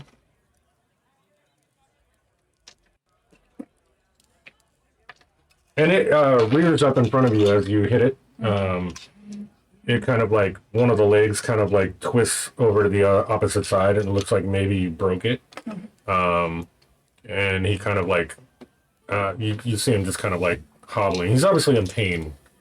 Where are we at? More on Europe. I'm gonna move around this spider, get into a flanking position, and give myself advantage. Okay. And then I'm gonna try to do the same thing I tried earlier. Smack it with my my hammer that's covered in my own poison. Okay. That's a 16 to hit. That's gonna hit it. It must pass a DC 12 con check. or take extra damage. Oh, that's not gonna do it. I don't know if I can see it. It's like just literally out of camera roll. There we go. What did you roll? 4. All right. Well, it's gonna take some extra poison damage unless it's. Oh, great. So it takes 6 bludgeoning damage and 7 poison. Okay. As I just kind of. Oh, hang on. So go ahead and describe your killing blow on this spider. Well, yeah, I'm not gonna. Don't destroy the menu or the table, please. No, the table's fine. No, the table's not mine. So I'm inspired. I see this big egg sac torso-looking thing in the back, and it's like clearly that's where its organs are. Okay. So I rub myself with it, static electricity, and go, by Thor's might! And I just, like, I expect to like really give it a good heart hit, but like it just cracks open like an egg and just spills guts over the floor. Nice. And then it kind of, it's still alive for a moment, and then the poison kind of just spreads into it. It just kind of, and then it falls over. Perfect. Nice. Beautiful description. I say as I tell my. So let's see. We Aha, still have you've one been from group smitten, 2 evil. and one from group 1. So we're gonna go with the group 2 guy is obviously gonna go to the NPC he's been attacking. He is going to miss horribly. We are going to allow him to be dead now as the NPC strikes back.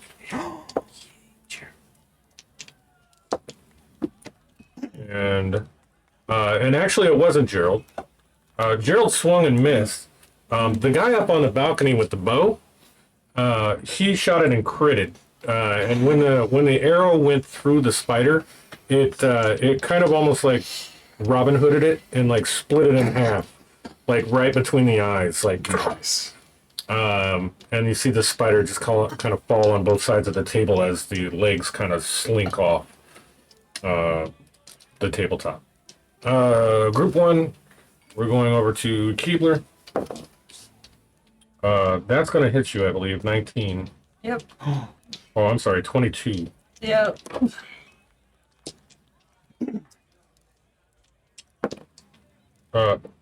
Unbelievable. I'm going to leave this here and just go over Did here. you roll another one? I'm just going to go right over there. You can see that. Oh yeah, that's on. Yeah. So anyway, I don't pull any punches over here. Let's see. So we'll go back here. So 1 point of damage.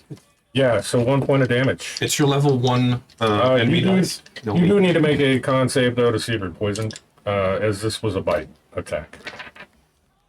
Okay. 13. 13 is going to be con save, so you're good. Shanerla. I'll move my hex over to the other creature. Okay. I'm still restrained from the weapon. Yeah, but you understand you're only restrained waist down at this point. Okay. So am I not getting disadvantage?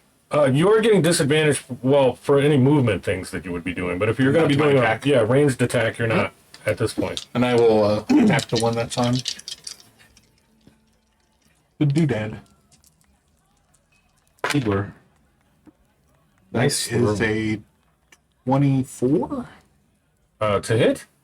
Yeah. Or, okay, 24 to hit hits. And that is 8 damage. Okay. Nice. That can be a 24. Do you have a +7 to hit? Oh no, sorry. Put 23. Sorry. Yeah. Okay. So you hit it. How much damage was that? That was 7 8. 8. or 8? 6 from the hex and 5 from the. Okay. This one's dead. That one is not yet. Okay. Who are we up next? Or do you have any other actions? Are you good? Whip out my minor action to draw my rapier. Okay. Malchus, you're up. All right. You said he's leaning against the chair. He is. Yeah. Awesome. So I'm gonna dive back down at him. And as I do, I'm going to come over here and kick out that chair and spin and stab him as I pull my dagger out. And roll with advantage since he's on the ground and prone. Oh my god. Beatrix. Let's see, that is an 18 plus 5. That is a 23 hits. is 7 damage. 7 damage. Describe your killing blow then as you throw your... Oh, well, as I jump down off of the table and kind of do a spinning move and then kick out the chair with my leg, and as he comes down, my dagger just comes out from the back and straight up into his throat. Nice. Descriptive. I spit my So chicken bone at him. orc is off the board. So we can pull the orc out. And we are back up to Keebler. Cade. No, Cade. Sorry, you're right. I just took the orc off. I'm right there, Poke. So Cade, what are you up to? Still a spider. You got one spider left on the field. I will viciously mock that spider. Okay. You are one nasty spider. Is there a requirement that says that they need to comprehend at least one language? No, No, really.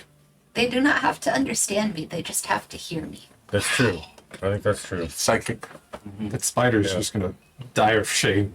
My legs have always been too small. Wisdom save. Oh, Yeah, wisdom save. wisdom save. That is a nat 1. I'm throwing this die out. What's that? If you guys sell dice out there, I'm buying a new set after tonight. Oh, you 3 want a points set? of damage. I did win a set. They haven't contacted me yet. I'm sorry, how much? 3 points of psychic damage. Okay, and you notice that the spider appears to turn over and starts wriggling its little legs as it appears to be just frightened to death of whatever it thought you said. Yeah, so that one is not only prone, but is upside down now. I shamed him to death. You shamed him to death. He appears to still be wriggling. Keebler, you're up. So now I'm up. Okay. So It's I'll prone. just You have do. 10, but you'll have advantage on the roll. Yeah, so I'll just do that. I mean, it's a cantrip, so I can just keep doing it over and over again. Do the same thing. Okay. 2 dice. Oh, 2 dice. That's right. Advantage. Oh, they're both 19s. What? So Confirmed. 19 plus 6, so 15. 25. Well, 25. Sorry, I can't add today. That's gonna hit. And then, So close to being good. yeah, I know. 7. 7 points of damage. Thunder hit. Describe your killing blow on this spider. Use Oh what? yeah, I use the Primal massive savagery. the Oh, the primal savagery. Yeah, the nails. Okay, so as you claw it to death, how does that look? I don't know. I'm not used to doing that. So Ripped leg by leg. so okay. Yeah. So we'll help you to describe it. So you start ripping the legs and stuff off of it as it's curled up Yeah. underneath, and the legs just go flying, and you see a couple of them actually like fly across the opening and go down into the portal. Okay. Okay. Sounds good. Perfect. Way to end Perfect. the encounter. So all the spiders are off the board, and the battle is over, at least for now. Can I check out this half-orc? Yeah, absolutely. So, what would you like to know about the half orc? Like his coinage pouch. So, Any other distinguishing marks or things that he has on him? so you start kind of searching through, and actually give me a sleight of hand, because I don't know that you'd want everybody seeing you doing this. You would just kind of maybe make it a, being an open bar and a lot of people around. Like, I mean, there is still law here, so you might not. Okay, well, You know. he attacked me first. I True. feel like I'm in rights. True, but I mean, as far as searching the dead body. So anyway, give me a sleight of hand, and let's see what happens. Okay. That is a 14. Okay. So, yeah, sure. And actually, you're able to, as other people are just kind of looking at the aftermath of what's happening over this portal, you slide your hand in there deftly and grab not only a coin purse, but a what appears to be a letter. And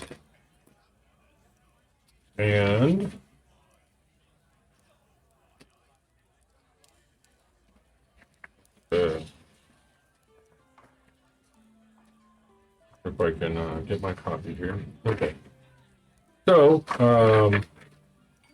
this is a copy of the letter. And I will,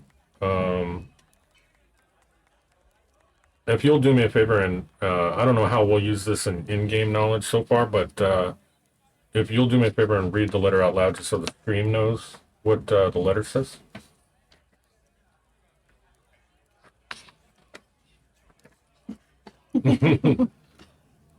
Search ye far, or search ye near, you'll find no trace of the three unless you follow instructions clear. For the weapons abide with me, forth past forest, farm, and furrow, you must go to the feathered mound. Then down away from the sun you'll burrow. Forget life, forget light, forget sound. To rescue wave, you must do battle with the beast in the boiling bubble. Crossed cavern vast, where chain links rattle. Lies whelm past water spouts double. Black razor yet remains to be won, underneath inverted ziggurat. What though that garnered, think not that you're done, for now you'll find you are caught. I care not, former owners brave, what heroes you seek to hire. Though mighty, I'll make each one my slave, or send him to the fire. Okay, thank you. Wow. Grimy. Send his dirty rag to. So why don't you give me percentile dice? Let's find out how much was in the coin purse. Oh my god. Money. Now, I do plan on sharing this letter, no matter what, with my drinking companions. Okay. As Perfect. we're going to buy around on the half-work. On my half work. Yeah. That is a 26. Okay. So you find 260 silver. And these are small coins. As a matter of fact, I have some coming in a couple of weeks. But these are very small coins. They appear to be very smooth. Nail sized. Are they what? Nail sized. Nail sized, yeah. They're pretty. That's what I read about the. Yeah, they're very nail sized, yeah. Yeah, but they're very smooth and very, very shiny. For being silver, I mean, it looks like this is like it's polished, you know, or it's been in pockets forever. So imagine this silver. The little heater shields. We're using the currency from Waterdeep. Right. Yep. But these ones are round. Ooh. Yeah. But yes, the rest of the stuff you may find, I was going to say probably another like 15 in gold on it. And that is going to be in the currency of Waterdeep. So that would be those half moon shaped deals with the gold on it. Golds are they're like a capital I. They're that one. They have like a little dragon on them with a wing. Oh, there we go. Sweet. The other ones are platinum. Oh, okay. Oh, that's platinum. All right. And there's like levels of them. Right. Because they have an economy and stuff. Mm-hmm. All right. Good job with the encounter, guys. I think at this point, I'm going to run, just so you guys know, I'm going to run an ad break real quick. Hopefully I'm not doing that too often. Still trying to figure out how ads work. So bear with me. We're going to take a small break. We'll be right back. I'm going to mute the mics, but we're coming back to finish this up. We got another hour and 15 minutes to get through here. And we will see where this adventure takes this group. Thanks for sticking with us.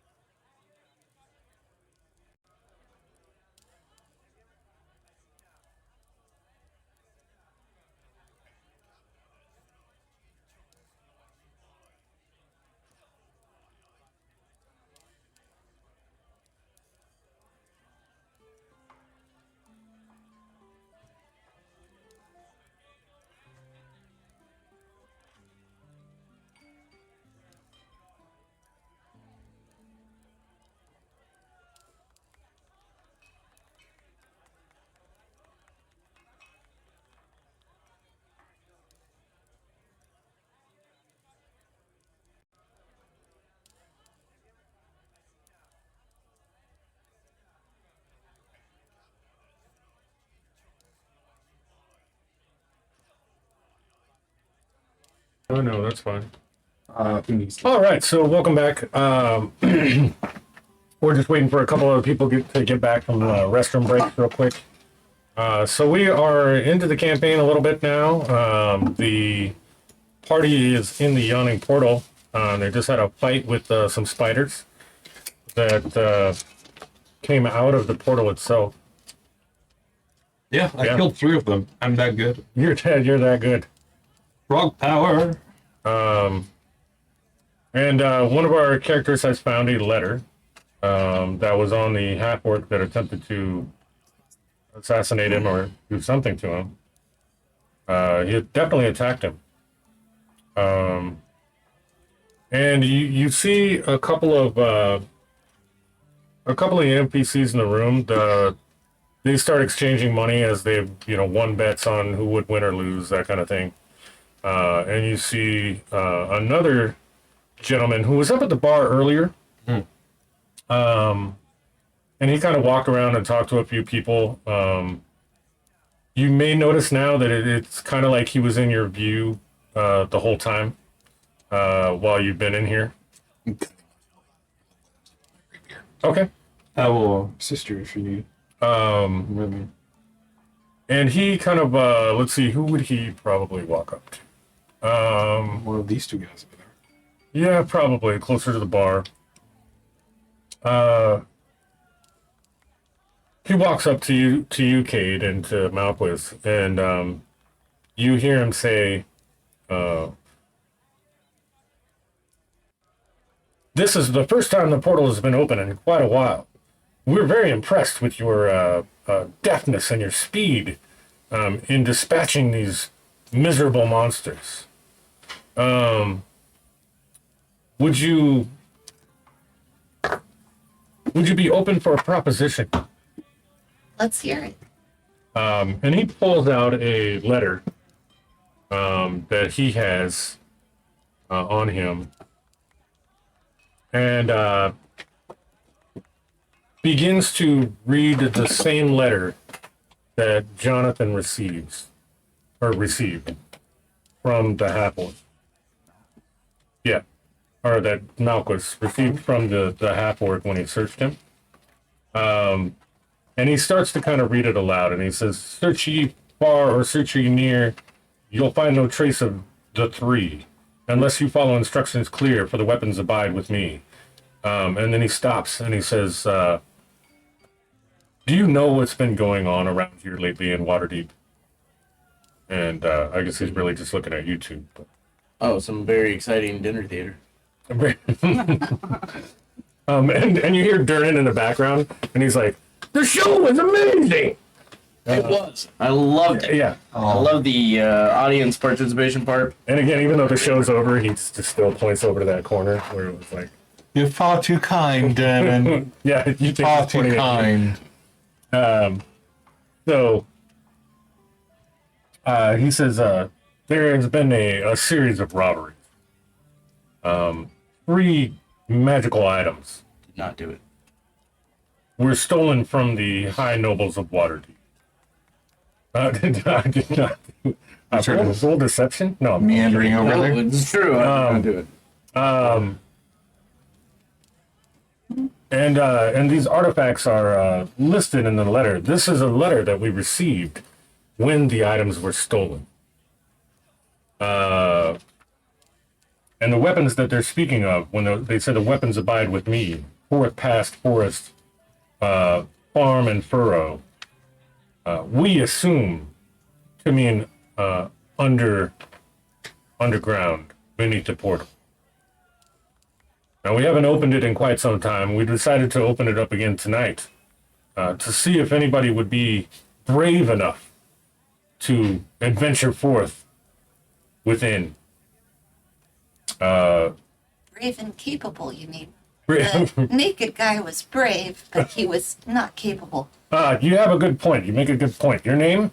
Cade, Cade. Pleasure to meet you. you as well. I am Lightfellow, It is a pleasure to meet you. as it is with you. And your companion here, who I've actually seen on the streets over the last couple of weeks while we've been doing searches in people's homes. You may have seen me around. So he talks about the weapons a little bit. He tells you that these three weapons, the names of them being Wave, Whelm, and Black Razor, were stolen from these nobles, and they are attempting to get them back. He tells you a brief story about how years and years ago, these nobles went into the portal themselves. They were adventurers. And when they went in there, they bought what was almost like a clone or a copy of an old wizard named Caraptus. And the wizard, although kind of beating them back into the point where they no longer wanted to, they lost their will to fight, but on the way out, they were able to retrieve these three items out of the dungeon below. And now they've come up missing. Now, these are the nobles that he speaks of are very, very ancient. They're thousands of years old. They are high elves that came from up north. And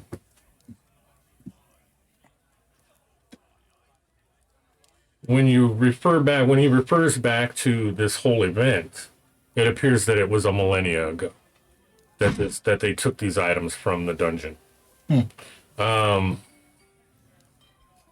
And he goes on in the letter to read that you must go to the Feathered Mound, and we assume the Feathered Mound would be White Plume Mountain.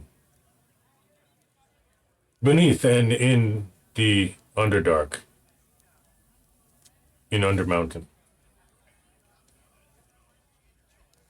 Go on. Durnan, you still have that policy? I'm not. I'm Lightfellow. I know. I looked past this guy who's okay. talking. Durnan, you still have that policy of giving drinks to people that kill spiders in your bar, don't you? And he looks around and he's like, yeah, he has no fucking idea what you're talking about. But then he's like, you kill a spider, free drink. Thank you very much. As he starts pouring up large glasses of ale, And putting them up. I'll get a tray and I'll bring them out to the people. Killed 3.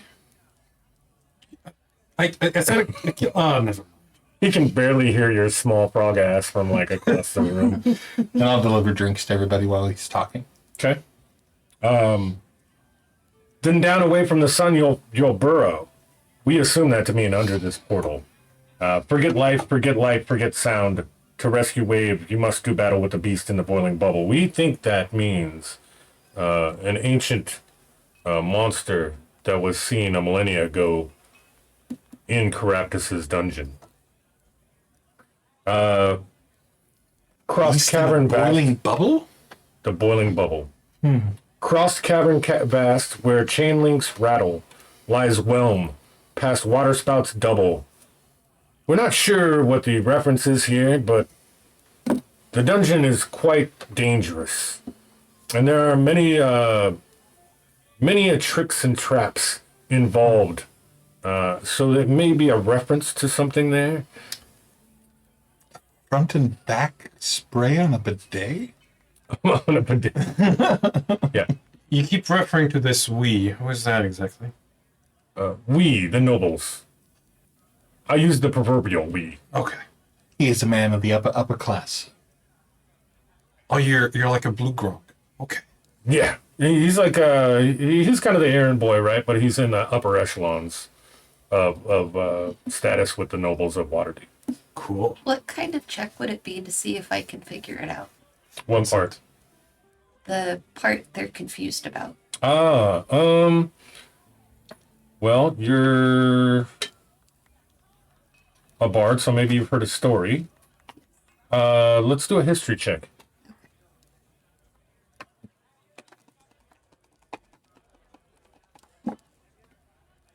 That's a 4. Mm. Probably not. Unfortunately, while you're perusing through your mind of the stories you've heard in the past, you don't recall anything about a boiling bubble or any of these weapons at this point. Although you've heard their name Okay. in the past in other stories when they're talked about, because these are great artifacts of history. And maybe some of the others of you would have, in passing, heard the names of Whelmwave and Black Razor. Say, is it possible that I've heard of Black Razor? Yes. And certainly within the last couple of weeks as they've been searching. I mean, even before that. Oh, Growing up, given its history. given its history, yes. You probably would have heard of it. Maybe there would have been let's say a shopkeeper. You remember back when you were a small boy, used to talk about this. Maybe he was involved in the capturing of these items. He seemed pretty old, pretty ancient at the time. He has since passed away. But you remember him speaking about some sort of a quest or a mission to retrieve these artifacts, and the names do ring a bell in your head. Lies Whelm past Waterspouts Double Black Razor, yet remains to be won underneath inverted ziggurat. We're not sure exactly what that references, but that garnered. Think not that you're done, for now you'll find you are caught. I care not, former owners brave, what heroes you seek to hire. Though mighty, I'll make each one my slave, or send him to the fire.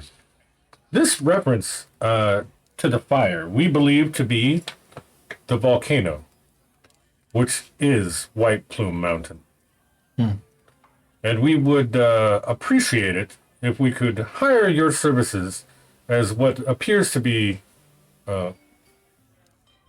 cunning and able adventurers to retrieve these items and go below. We will await your answer. Why don't... Who's good at history? I'm trained. Unless it's religious history. Okay. Go ahead and... well, you just came up too from basically down in the Underdark, right? Yeah. So go ahead and roll a history check. 21. Okay. You recall back to when you were still in the Underdark, or when you were still down below, that you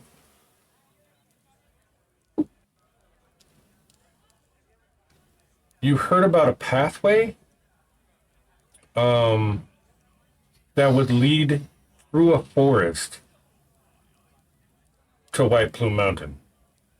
So you have an idea that you might be able to find the way were you to go below. You feel kind of confident that you would be able to find a way to White Plume Mountain were you to go below the portal. Not that I have a assured path, but I am confident that should this be the forming of a group to fill the needs of this group of nobles, I believe I could get us to the White Plume Mountain through a force that I know of. Perfect. What are the rest of us doing now at this time, now that he's finished reading the letter? This is clearly a heavy decision. I'll do a quick prayer to Thor and see if this is my destiny of glory. Okay. I will do a quick prayer to my coin purse. And remember that I haven't heard about Remuneration. Such a large word for a street rat. I'm hoping that the reward will be large to fit my words. Oh, I believe you'll be more than compensated.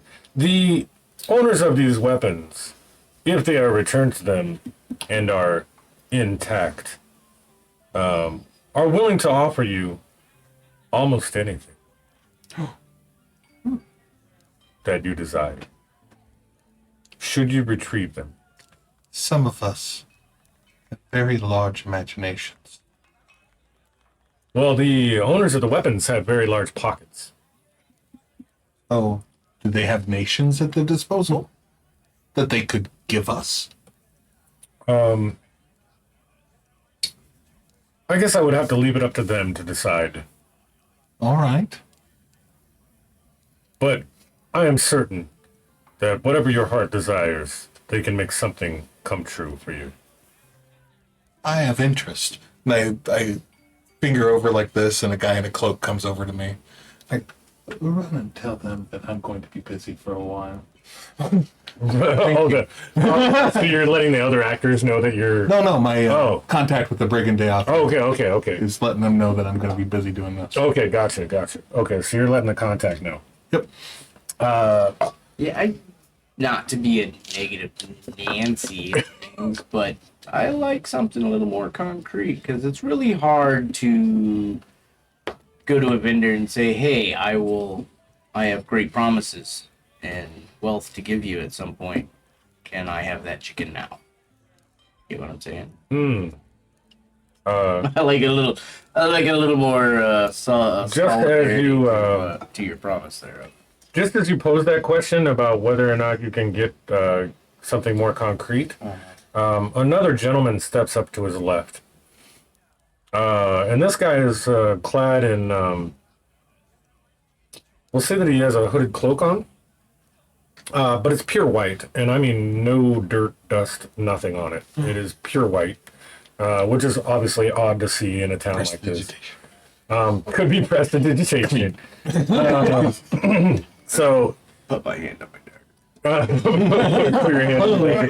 It's a man of holy power to have such a pure cloak with him. So he steps over to the guy and kind of whispers into his ear. Would somebody like to make a perception check? I just need one, so you guys pick somebody from the group that you want to do it. I got a +5. Perception check to see if they can hear what he's whispering. All right, yeah.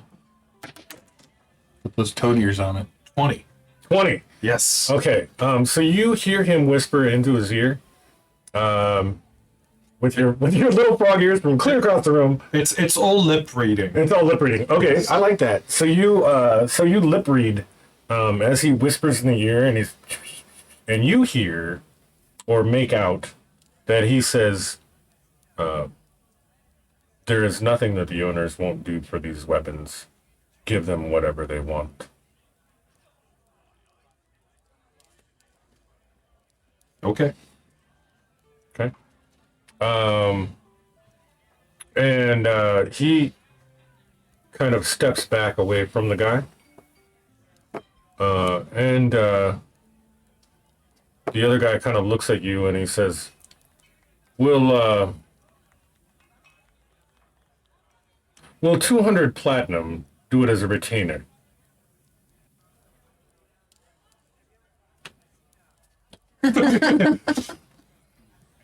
Hands are empty. It's very hard to say yes when my hands are empty. He reaches under his coat, and as he reaches under, you notice that there is like what appears to be mithril armor underneath. There is like very bright, shiny white armor underneath his coat. So this dude's stacked underneath his clothing, and he pulls out As soon as he a. reaches in, I'm grabbing my coin purse and opening it. He reaches in and pulls out a baggie and starts pouring coins into your hand. Will you make a percentile dice roll? I'll. If he's pouring in, I'll scoop my coin purse underneath it. Cool. Is anybody trying else to get in on this? Yes. But they can make their deposit at the Temple of Thor down the road. 30. 3 zeros. 3. 30? Okay. Okay, so you apparently get, it looks like 30 platinum falls into your hand. As he's pouring the bag out around the rest of the people with their hands out,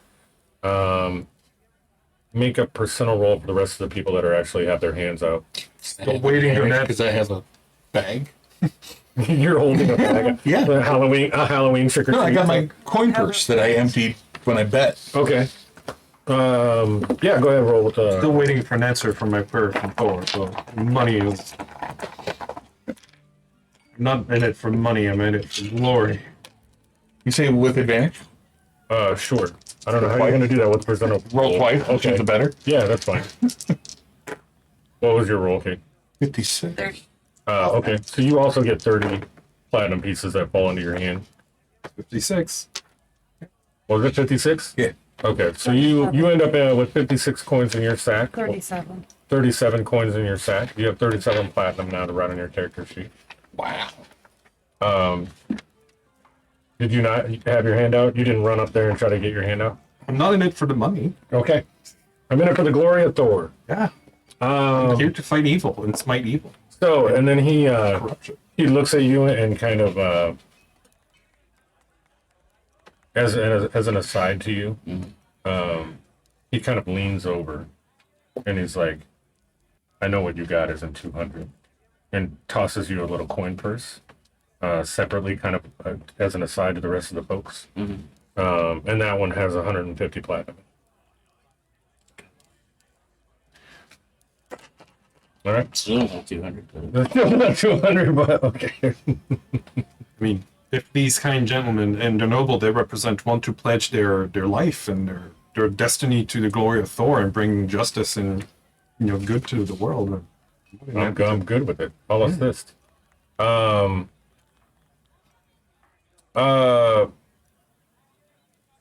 He says, so does that mean that we have your assurances that you will attempt to kill Caraptus and retrieve these items from below? Absolutely. And he kind of looks around. Let's not shy on the bar tab either. And he looks back at Durnan as if he just, at this point, he just feels like he's kind of getting milked a bit. And he's just like, I mean, if I got to do it. He looks over at his buddy and he's like, I guess I got to do it. And looks back at Durnan and he's like, Durnan, a round for each of them. I guess keep it flowing. Durnan's like, welcome to the yawning portal. You want round for everybody? I'll be fiddling. Fiddling them. Welcome to the yawning portal. Yes. Okay. If they want to make an appropriate size donation to the Temple of Thor, we'll take all the help we can get. This city full of corruption. Okay. Can I donate to the corruption and evil? I mean, Can't fight it. So the well-clad guy that was on the left of him Yeah. looks at you and says, "We would be more than pleased to donate to the temple." And actually, he whips like a little bar of platinum out of his coat, and more than willingly, like, and it probably catches you off guard a bit. But why don't you roll a dex check or a dex save? 9. Okay. So we're gonna say it hits you. As he basically throws it across the room at you, just kind of holding it, and like it comes like a little frisbee. Okay. Out of confusion, I just kind of I just instinctively try to grab it with my tongue as if it's some sort of insect, and it just smacks me in the face as it comes to me with too much force. Bam! Ow! Money. Yeah. All right. Stash that in there. In the donation bucket. So these gentlemen now have, for all intents and purposes, he explains to you that you are now under contract for the nobles, that you have been paid at least a retainer fee, and that they will expect you here in the morning to go down into the portal to face what lies beyond. At this point, what would you like to do with the remainder of the evening at the Yawning Portal. And obviously there are rooms upstairs you can sleep in. There are, you know. I'll drink more and then go upstairs and go to bed. Yeah, whatever the nicest room is, and I feel a bit Yeah. parched and dry. I'll go take a bath for 1 hour. put that Okay. on my tab and Because I have about like 3 or 4 more meals between now and then. My tab. Buy a Racking up the couple tab. more rounds for most of the people that are Right. on my tab. I will buy 1 round on the half work. I will announce that. Okay. Who's on that dead half work over there? That's right. And I'll have to flip a gold going to the players. Okay. Well, did anything happen with the body? Dinner theater was cool. With which body? Um, Well, he searched the body. Yeah, because like that's what I was thinking. yeah. someone's probably You're gonna dump that into the. Yeah, I was gonna say that, but I was upstairs in the restroom. So, So we're dumping that into the portal? yeah, I was gonna do that when Yeah. nobody was paying attention. And I'll casually mention there's no rule about justifiable homicide in town, is there? Depending against who, I'm sure. Yes. He tripped. I saw him trip. And I shoved the body all the way in. Well, Oh, there he goes. I mean, I was just getting my dinner knife out, and he fell off of that chair that he was leaning on. That was obviously improper. Yes. You know, not very safe. Shouldn't be leaning that hard on it. And he slipped and fell on my dinner knife. I didn't know what to do. Yeah. And the spider must have pierced a vein for all the blood in the floor. Right. I agree wholeheartedly. Yeah, I'm not always thoughtful of all the long list of laws within Waterdeep, because there are a few. The ones that I'm really concerned about is you pretty much can't mess with the nobles. That's pretty much just death sentences. So, Yes. if you are, unless you are nobility, apparently they just do whatever they want to each other. But Yes, we can. a whole lot of times affect me on the street, so don't worry about that. All right. Lovely. Both my stations, sir. We does anyone know where we are? Where one could We're in the Yanni portal. right. I know that. Where one could purchase. Durnan, where are we at? Welcome to the Yawning Portal! Does anybody need a drink? Oh, I see you have like 5 apiece. It's fine. I'll come back later. Purchase with our newfound gains. there's a commercial district like down the road. Yes. We can head there tomorrow. It's already 8 o'clock, I'm sure, or past 8 by now, so Yeah, you're probably probably looking at midnight now that we've got through the fight and the Oh, okay. production. so we can head out in the morning, Good. Good. pick up supplies. Yes. I think the amount that I got here would be just enough to buy a rod I've had my eye on. Okay. Anybody has anything else? We will go to the map for upstairs just so you can see it. Well, I can show you to the fishing district. Oh, lovely. They have lots of rods there. That reminds me of the tavern in Hiddenwall. I mean, Right. So we have. Oh, was it the same tavern? yes. I think it was.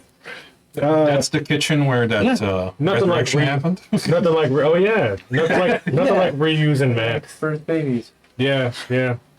Well, now it's the Yawning Portal, guys. Okay, I'm not gonna so question it. you guys go up. You guys find rooms to sleep in. Obviously, they have some, assortments of food and things up here on the second level that they'll grant you or allow you to eat and put on your tab. Hi, I would like to take a bath for an hour, please. Let's see. Also, make sure to dispose of the Oh, there water we go. properly. That's because it will actually be how it would poisonous. look. I'm sorry. That one has the actual hole opening. Nice. I want to be precise. Ah, consistency. Appreciated.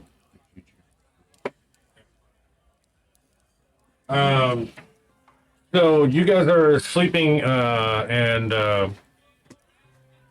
when you wake up in the morning, So I would like to purchase one of the largest rooms that I can.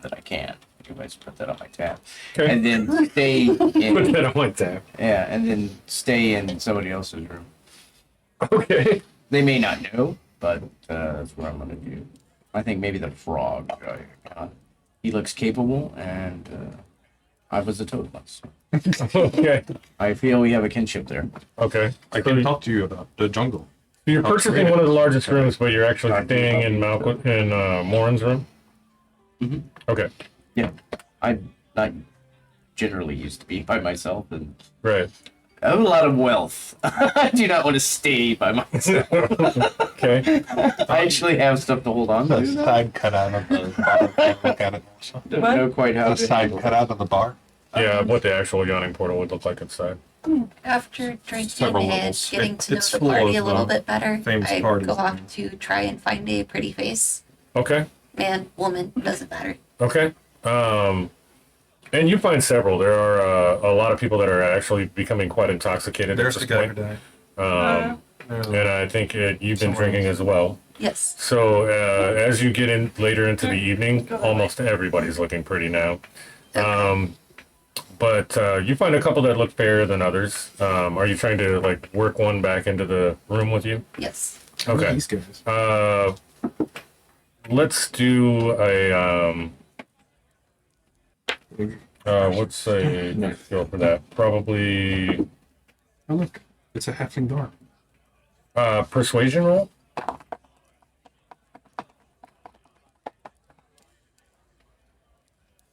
12. Okay. So one of the barmaids finds you quite attractive, and also has been drinking after, well, even during her shift. So she's becoming quite intoxicated as well, and she would find it highly acceptable to come back to your room with you. Okay. After my hour-long bath, I'll just buy a common room, Okay. and as the weird blanch-faced elf wants to come and stay over with me, and I'm more than happy to share a room because charity is a aspect that all clerics try to espouse. And yeah, Okay. we're party mates now, I guess. So good to know each other. And Keebler, you're gonna get a room. I want to get a room, but I don't mind staying by myself. I've been by myself for months, so So would you even get a room, or would you just hang out I mean, downstairs and yeah, maybe just I might even just like go pull us up outside. in a and- chair or yeah, go outside? Yeah, like might even just sleep in nature. Okay. We'll also randomly hand out 6 apparently platinum pieces to people that are drinking in the place because I don't understand how to hold on to things. And wait staff, I will drop 9 platinum off. You're just not used to money, so you're just giving it away now. You wanted it so bad, and then when you get it, you don't know what to really do with it, so you're just like, Oh, never really had it. I will now share this. Yeah, the monastery, we didn't need it, and Yeah. I've been broken on the street all my life here, so Right. When my agent comes back, Okay. I'll ask them to do some tasks for me first thing in the morning. Okay. See if there's any books available on where we're traveling, and any maps, any information on that. I have one guy, give him stipend, pay for stuff. Okay. The other one, I'll give him 500 of the 57 platinum, 500 gold worth of the 57 platinum, if that adds up, right? To get her out of the pack keeper.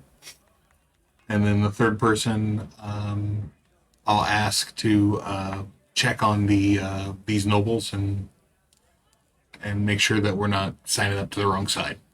Okay.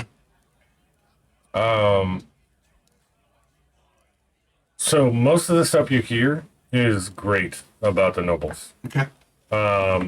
They appear to be highly committed to whatever cause they, are on at that point. They tend to be honest. Not that they wouldn't do something dishonest if it would suit them. But when they're dealing in matters of business, they tend to be very honest because their reputations are at stake. Nice. Anybody else have questions during the evening? I'll get a place here. Okay. So you guys bed down for the night. And as the mood and the atmosphere in the bar changes, you see some of the lights dim and go out. Durnan has finally. I will go ahead and. Well, yeah, we'll keep it on this. No, we'll change it. So we'll go to the other map. Oh, new map. Yeah, we'll go to the. Just put people places. I know. Yeah, so we'll go to the main floor map. Just so that I'm ready for morning. So,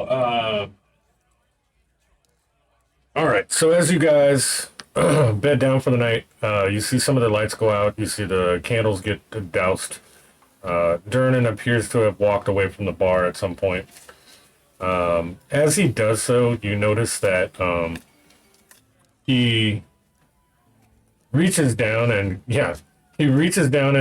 kind of caresses for some reason the sword that's tacked to the front of the bar. You just one of you guys that happens to be up on the balcony at that point notices that he kind of reaches down and almost says something to the sword. And then he goes off to a room on the lower level and disappears.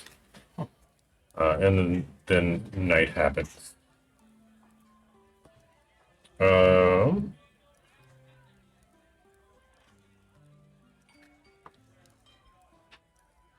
Nighttime. So you guys sleep through the night, and when you wake up in the morning,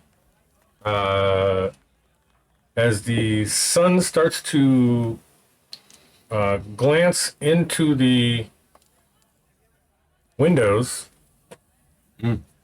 how do you wake in the morning? Anything that you guys would do in the morning when you first wake up? Pray to Thor. Pray to Thor. Yeah. Morning prayers. Okay. Keebler, you're outside. I will invite my roommate to do the same Okay. if he's interested. I'll invite you to pray to Thor as well. Glory and strength. No, I mean he's cool. I mean, Yeah. hey, make me strong. This That's about as much as I'll give you, and I'll make prayers to the Raven Queen and do my morning meditation and work. do you? Yeah, you're an elf. You should probably just sit there meditating the whole night. Sleep.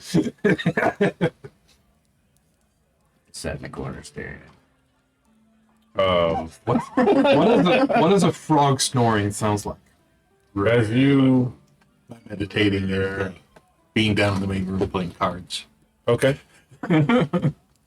As you are waking up outside, you actually found a small spot out back, near the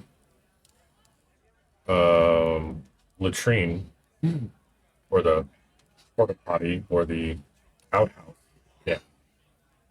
Whatever you want to call it. That you were able to Shit nestle box. up. Yeah, the shit box. That you were able to nestle up quite comfortably, and you slept really, really well.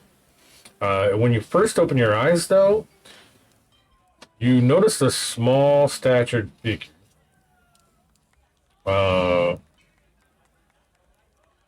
Probably 4 feet in front of you. Like, it's pretty close. And he looks like you get the idea that he's maybe been watching you sleep.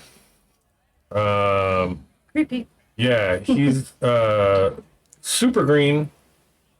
He's got big ears off the side of his head. He looks Yoda? like Yoda. He's not Yoda. But he's got really nice leathers on, and it looks like some really embroidered yellows and oranges in the where it would have buckles on it or something to come together. So super ornate. And he looks at you as you just open your eyes, and he says, "How you doing this morning?"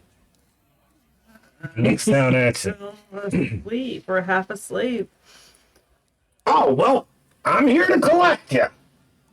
Collect me for what? I'm going to take you inside. We're going to go into the portal. And why would I go with you? Because I'm Gringot. Oh. Is there another reason? It's the only one you need. Follow me. And he turns around and begins walking around the side of the building. Who is on the main floor now besides Shannarla? Anybody? Sure. Okay. I mean, unless, I ended my prayers and went down for breakfast. So, let's see. Okay. So, as you, let's see, you're coming in the door, probably behind him. There's Shannarla playing cards. Barmaid's out doing a thing. There's some other guy that's half drunk on the bar. He seems to be like flunking down onto the bar. You're still upstairs. Cade, you're down there. We'll say that you're sitting over with Shannarla drinking. And you said you're doing what? I'll go, if all my friends are together at a table, I'll join them for breakfast. Okay. And praise Thor, you're here. So you three all notice Keebler walk in and kind of walk up to your table. We're going to say that he walked in just ahead of you, but kind of stopped at the bar. Do you have anything to say to your friends about your newfound friend? Yeah, I met this green dude out there, and he wants to talk to all of us. What? Or he wants to he wanted to collect me, and said that he needed to talk to us. I believe, yeah, that's what it was. And he's right back there at the bar. You said he's green? Is that a frog? He looks like he's Oh, no. odd looking. That thing has ears. It's not. Yeah, he has pointy ears. He's carrying a big hammer. Is he brother G? Is he the clerk of Thor I've been looking for? Yes. Hey, brother! How tall is he? This dude is like 3'8". Yeah, he's. Are we sure he's not a goblin? Green skin, 20 years. Yeah. Maybe. When she points him out, I'll put down the card that I have just drawn and be like, "Oh, this should be important."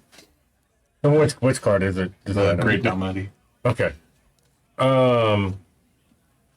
So he is over there talking to Durnan at the moment. They're in whispers or something.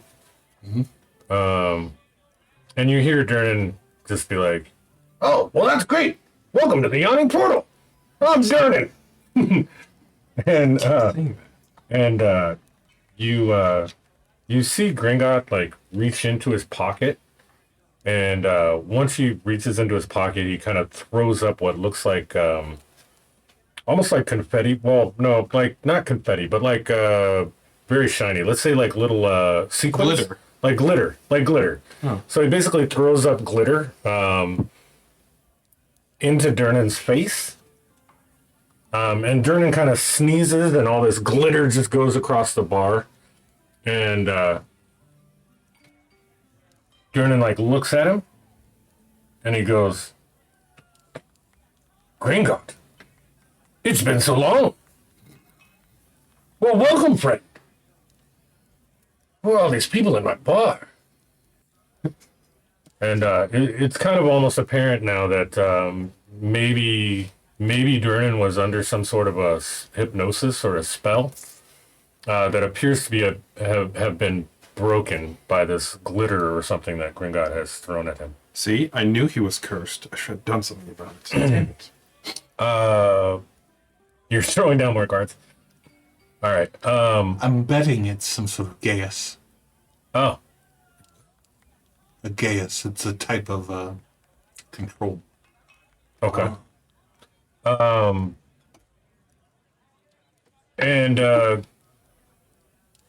Durnan says, you hear Durnan say something to Green God about, come and find me when this is over. I would like an explanation as to what's been going on the last few months. And Green God just kind of looks back as he's walking over towards her table, and is just like, "Righty-o, I'll get over there." and he walks up to your table. As he does so, I assume Malquis is with us. has Malquis heard any of this from upstairs, maybe, or no? Yeah, I've heard everybody's heading downstairs. Okay, so Malchus is probably at the table also then. All right. Wherever Malchus is. There we go. All right. So as you're all seated at the table, he looks at all of you very directly, and you can tell and you get a sense immediately that there's something about this little green dude that's quite special. You carry a big hammer. Are you a brother of Thor? Are you the one who sent me that letter? Thor's my bitch! and he just says that to you, and he looks at the rest of them, and he just goes, "Hi guys, I met your friend outside. My name's Gringo." Oh, the letter. Did you send the letter? How dare you insult my girl now? Oh, the letter. Oh, I didn't mean an insult. I mean, Thor knows that I'm just playing around. The letter. You're talking about the one, what I put on a G? Yeah. Yeah. Oh, So you're the creep. oh, creep. Why you call me a creep? I don't know. Mine was signed with a C. It said you come with greetings from Thor himself. I It thought does you were a look like a brother. fancy I'm C. disappointed now. Oh, yeah, that was just to get you. How did you know about the hang? You're like so disappointed. If you're evil, I will have to smite you, kind sir. Oh, I'm certainly not evil. Only the best intentions. All right. But sometimes that's evil. What? It was creepy. You knew about the handkerchief. You said you've been stalking me since the farm. And I sure it was did. very creepy. I sure did say all of that. Thank you so much for having me perform with those lovely plays. It was so nice of you to have me involved with people that were so interested because of the Oh, yeah, well, deception. 17. okay. Something about you and the common folk really relate. I appreciate it. Well, it was one hell of a performance. I thank you. Yeah, and pertaining to your handkerchief, I see everything. Does that make you I feel could have seen better everything. No, or worse? no. That does not make me feel Oh. better. Oh, well, here's the weird thing about it. Here's the weird thing about it. I got these really big ears, and in between the really big ears, I got a big brain, and there's a lot of stuff going on in there. And I see a lot of stuff at the same time. As a matter of fact, I can make things happen. And almost immediately, the room starts to spin as you guys feel like you're maybe immobilized or frozen in time. And everything spins around you. And you see glimpses of your histories, your backstories, other things that you've heard about, kind of flash around you in this like almost tornado effect around your table. And although you can't like move at this point or really speak, you're aware of the fact that this is only seemed to be going on at your table. Lovely. And when you stop, although you feel and you kind of like recapitulate yourselves, you feel like maybe a little bit dizzy from going around in circles, but you can tell that you just witnessed like a lot of history in like 10 to 15 seconds. Like flashes before your eye type of thing. He just kind of looks at you and he goes, "Hey, did you guys see all that?" "Yeah, I made all that happen." You made the room spin and give us the vision, or did you make the events that we've seen in the vision happen? "Yeah, that part, Frog." Rivet? But you know what? I'm also here to help you. I like where you guys are going, you know? I like where your destinies are headed. That's why I sent you the notes, because I've been watching you for a long time. I know you think it's creepy, but it's really my job. I only have there's 1,000 jobs. But still, this is one of them, okay? And so, you guys, are going to be going on this dangerous mission ahead, right? This dangerous quest. So my job is to guide you and help you. That's what I do. Sometimes they call me, I don't know, I think it's kind of trivial, but Dungeon Master or Adventuring Guide. Ayo. It's probably true. There's a lot of names for it. Right. So Thor sent you to help me on my divine quest, so you must be a Valkyrie. You don't look like a Valkyrie. Again, you said he sent me, but he really... but yeah, sure, he sent me. He sent me. I'm supposed to guide you to Thor's greatness. Yeah. And, so, as he gets, kind of done with his speech, does anybody have anything else they want to say to him at this point? I'll let him keep speaking so I can judge his character. Okay. I mean, he's a flipping bastard, right? He's he's kind of weird. Before you shove us down the portal, can we get supplies? Oh, supplies! Man, I know all about supplies. That's another thing I do. At least I think. I don't know. There's 1,000 things. I keep forgetting them. Yeah, supplies. I think we can hook you up with some supplies. What were you looking for? Staff of the Woodland. Yeah. Maps. Maps. Books about where we're going. Books about where you're going. Oh. Well, I do have this old map. And he unfurls he's got a leather map case on his hip. And when he pulls it out, you can see one map. And he appears to do this number as if he's raining money on a stripper with the maps. But every time he does, the map changes. Right. Right. And then the one that he stops on, and then he appears to make a quick copy of it, because he doesn't give you the original map. He gives you a copy of the map. Sort of and then in the second copy. And then the second copy is underneath, and he kind of pulls that out. And he hands that to you. And this is there's a map of White Plume Mountain. Why? Yes. I was planning on going through this part. The big thing of thorns with the weird claws and dark eyes glowing? Yes, it's very hard to tell when you're moving through that. And This maybe, area. you know what, Easy since to we tell. weren't on the table cam, or actually, here, I should go back to the map cam. Sure. So let's go to the map cam. And then if you want to show that to anybody who might be viewing. He's talking about this scary part right there. I don't know. I'm not convinced. What he says,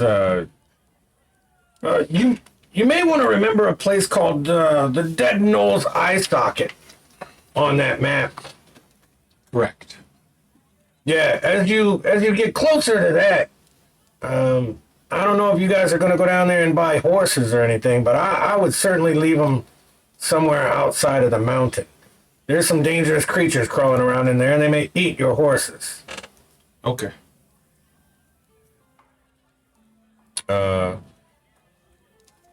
Also, before you go, I wanted to give you these. And he holds out in his hand what look like 2 pearls. He says, this decision is rather great. Only the people that hold these pearls can use them. And I only have 2 of them for you. So you guys will have to decide who gets to collect them. And I'm sure you're curious what they do. Tell us more about your big shiny balls. Frog, you're hilarious. You're welcome. Yeah. I remember a story of the bitch queen, Wahina, and the pearls that she used to cover the eyes of the fated travelers that drowned. Yeah. Go ahead and say what you're going to say. Yeah, these aren't those pearls, buddy. So these pearls will actually call me to you. Now I can't help you other than to maybe grant some advice or maybe give you some sort of item if I have it on me. But you can use these once every 7 days. So, just do what with it? You would just speak my name. So don't say it now because then it would waste it. Right, well, I'm not gonna come because I'm already here. Right. It wouldn't waste it then? And I drop it into my pouch. No. Very little jingle in there because I've already given the money out to my servants. So there's 1 pearl left in his hand. Do we want to discuss who should take this other one? Now, I suppose I should mention before you guys make a decision. Now, only the people that use these pearls can see me or talk to me. And nothing else can happen that would affect us inside where we're talking.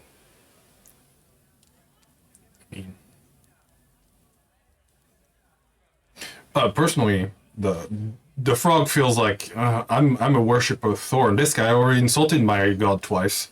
So Twice. he doesn't need such, base knowledge.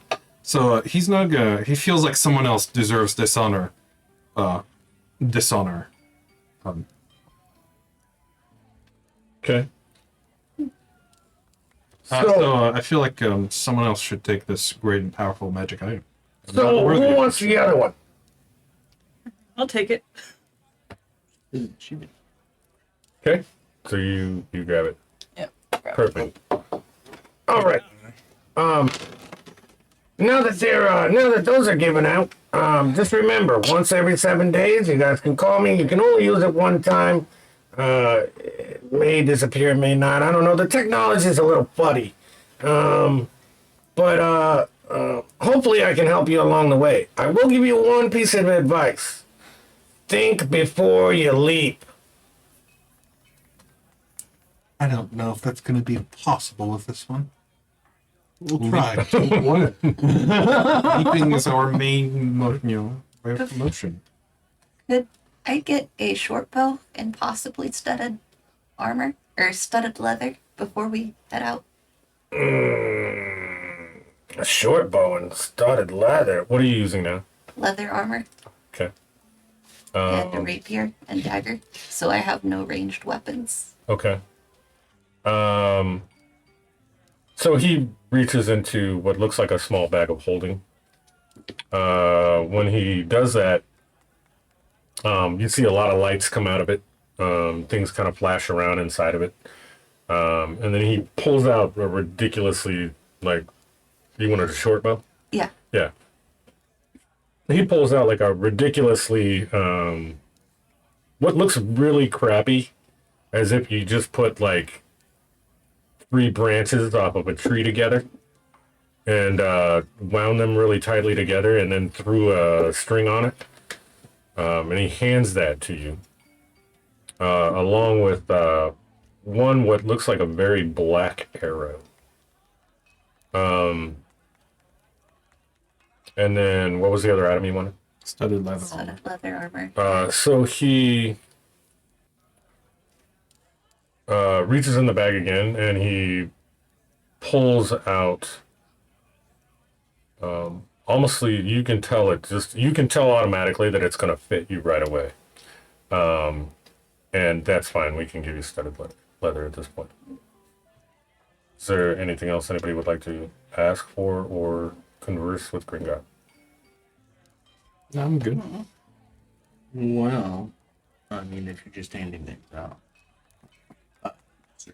I wouldn't mind something if you might have something on you, since you said that you only carry a limited amount of items with you, correct? That's what I said. Okay.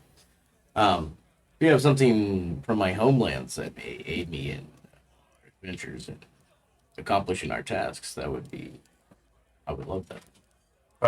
Be super helpful.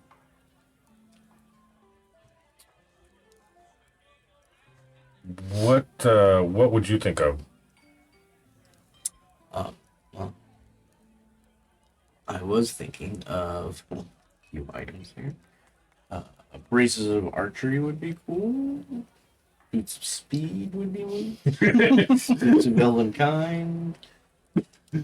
Cloak of displacement, except for I wouldn't want a cloak. I would want like a sash of displacement because that's cooler. And I don't wear a cloak. So things like that would be neat. A bag of holding would be cool. Scimitar of speed. Session 1. Those types of things, but Roll I mean, this. anything might be neat. Like Roll this and call a 25% some range. kind of amulet of protection would be cool, or something like that. Okay. Just something neat. Let's say 1 to 25. That's a 73. So he reaches into his bag. He kind of moves around a little bit, and again, you see things fly out of there, even sparks this time fly out of the bag. And he comes out with a brooch. The brooch is gold, looks like a leaf. It has an off-center ruby on it, or what appears to be a ruby on it. As he hands it to you and you touch it, the ruby begins to glow. And then for just a short period of time, maybe like 30 seconds, the ruby glows and then kind of douses out. And he looks at you and he says, that brooch will protect you for now. We'll see how well you guys do. I don't want to make it too easy on you. You guys, I'm sure, are very capable already. But it's a bit of a challenge, and it's kind of fun for me, because, you know, I can watch from afar and see how you do. That's how I get my entertainment. Thank you, sir. For the purposes of that brooch, we're going to use that as a... probably... I'd have to look up boots of speed. What are boots of speed right now? Boots of speed, they allow you to. Yeah, but what's the plus on it? Do we know? Doubles your Doubles your Movement? movement. Doubles your movement? Yeah, let me look it up here.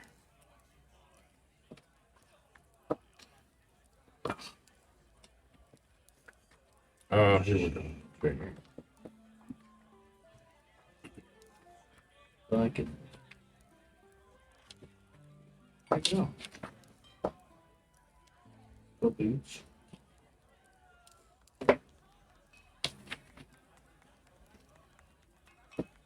I believe it's B-O-U-T. Yes. Boots. Boots. While you wear these While you wear boots, these you can boots, use... a yeah. bonus action and click the boot seals together. If you do, the boots double your walking speed, and any creature that makes an opportunity attack against you has disadvantage on the attack roll. If you click your heels together again, you end the effect. When the boots property has been used for a total of 10 minutes, the magic ceases to function until you finish a long rest. So it doubles your speed. And you have disadvantage against you when or attack of opportunities. Mm-hmm. And then you can only use it for a total of 10 minutes, right? Yeah, between long rests. We're gonna give it to you. You have a brooch of speed, but take the same properties. With a high level fighter with multiple attacks, running from enemy to enemy. Ridiculous. Lovely. Okay, so and then Green God is like, I have a request, if I may. oh, please go ahead. Don't be the last one. Wouldn't want to be. You brought up some things in my letter that are very private to me, and I want them to remain as such. What is the cost of your secrecy in regards to these things? Oh, I have no reason to spill your beans. Okay. Can you make yourself forget about my being? Gotta think so. I don't know. There's a lot of stuff up here. I don't know if I talked about that earlier. I mean, it may get lost. Right.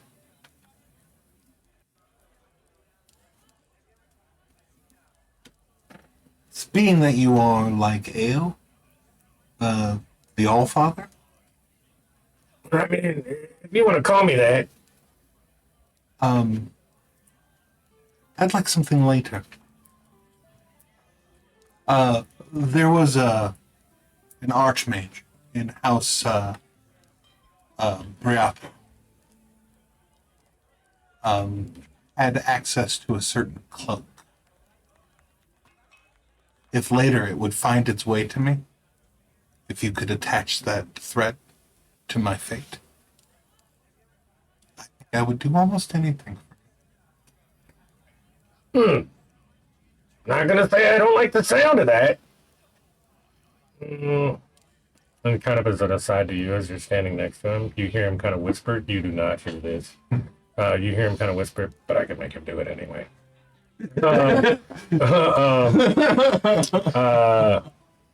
And This cesspit cleaned out. yeah, and then yeah, I think that's about it. I'll see what I can find. It really would have to be that particular item. Please. Well, again, I'm gonna have to look around. I got a big bag of stuff. It is a familial obligation. Well, I'll do some looking. How about this? You go down into this hole, Yeah. and you go find the stuff that you're looking for. And meanwhile, I'll try to track down this cloak. Indeed. Thank you. And at that point, he kind of bids you farewell without any further conversation, and tells you that if you guys need me, you know how to summon me. Speak my name into those little stones I gave you. Other than that, you never know. I may check up on you. I don't know. I'm a busy guy. I get around. But, safe travels. And just as that happens, you see what appears to be kind of a ghostly image of him. Raise a glass. Okay, to toast him as he on his way out. You see like a ghostly image of him, and it pops up like almost directly in front of him. You see him just step back and then disappear, and then the ghostly image just poops out into like smoke, almost like a mirror image, and then disappears. I believe we've been visited by an evil god, a trickster god. We don't trust this Gringotts. Oh, I should- I will cheers your glass with my blood sausage. I was beside with this. we are going to wrap up there. We're going to go down to the hole in the next session. Before we go, and I know we're running just 5 minutes late or so here. I know this is going to take probably, this is going to take probably just a few minutes. I am going to start a giveaway in chat. Just for those people who happen to be in there.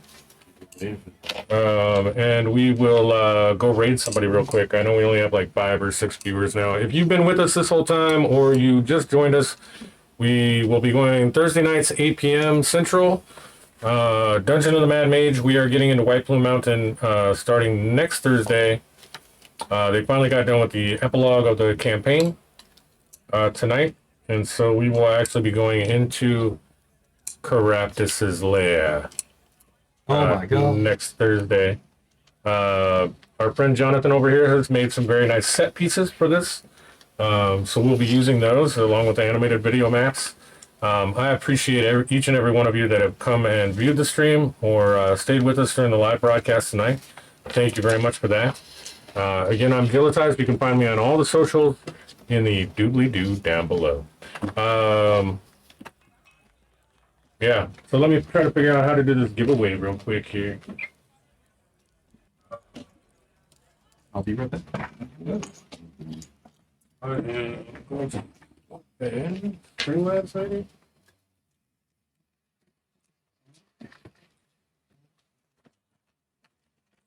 You know, now that we got money, we might be able to find a guy that knows a guy that help you find a guy that.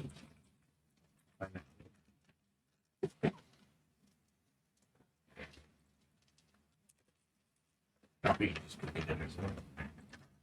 Or, I mean, it belongs to your family. Unlock your character.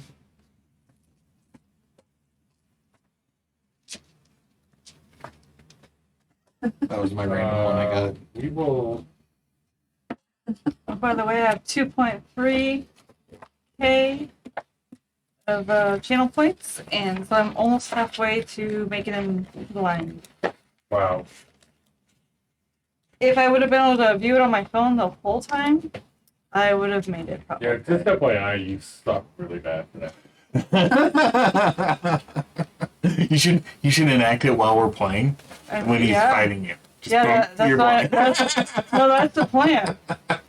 So I'll be right back as well. What is this? Who did we kill?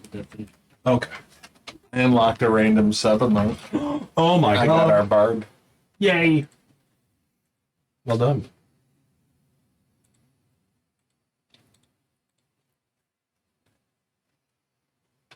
See, White Mage was wrong. He said it was going to die in the first encounter. It wasn't the first encounter. Oh, does this not count? Oh, well, I mean, it was. He's also calling for Durnan to die. Who? Trying to kill the bartender. Oh, that's true. Terrible. Who attacks a bartender? That's dumb. Drunk people without enough money who think that if I distract a bartender, I can get to run away. Who knows?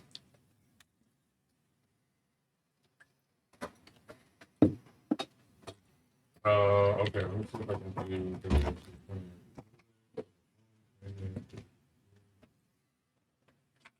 This is going to be exciting. We're giving away. I believe it's an annotated player's handbook. Yeah, that's what we're seeing. Yeah. Right. What a lucky thing to give away. Sounds pretty.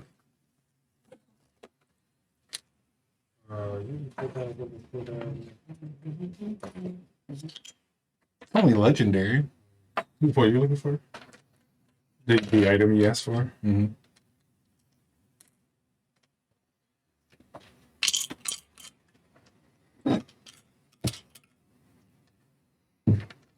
I was looking through all the Drow history, Mm-hmm. and they mentioned that character had that thing that I would have known from my background. Nice.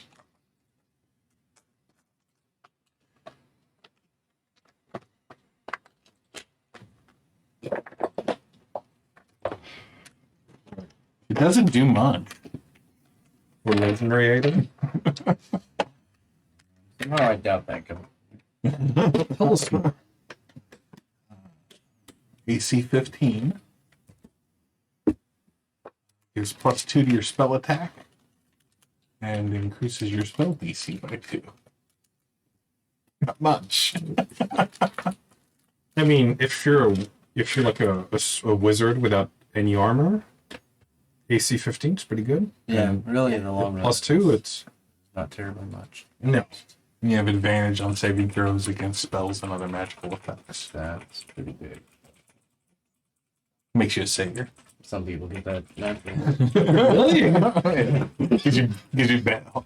Strange. Makes you want to leave milk and honey to people. Yeah.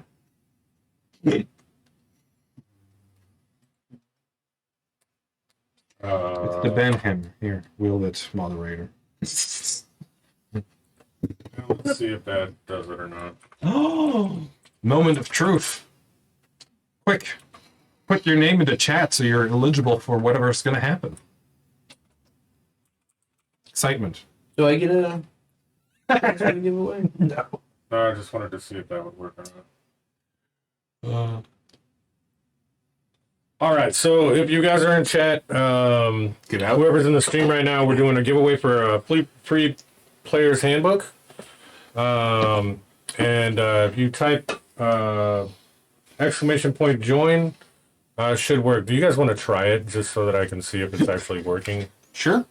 Because I don't know if they're seeing that in stream or if there's actually anybody in there. So it should be !join.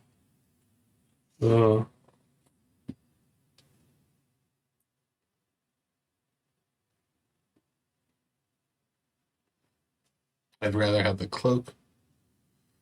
I mean, it doesn't do anything. Yeah, I didn't say anything to you guys, but it's showing up in here. Oh. Weird.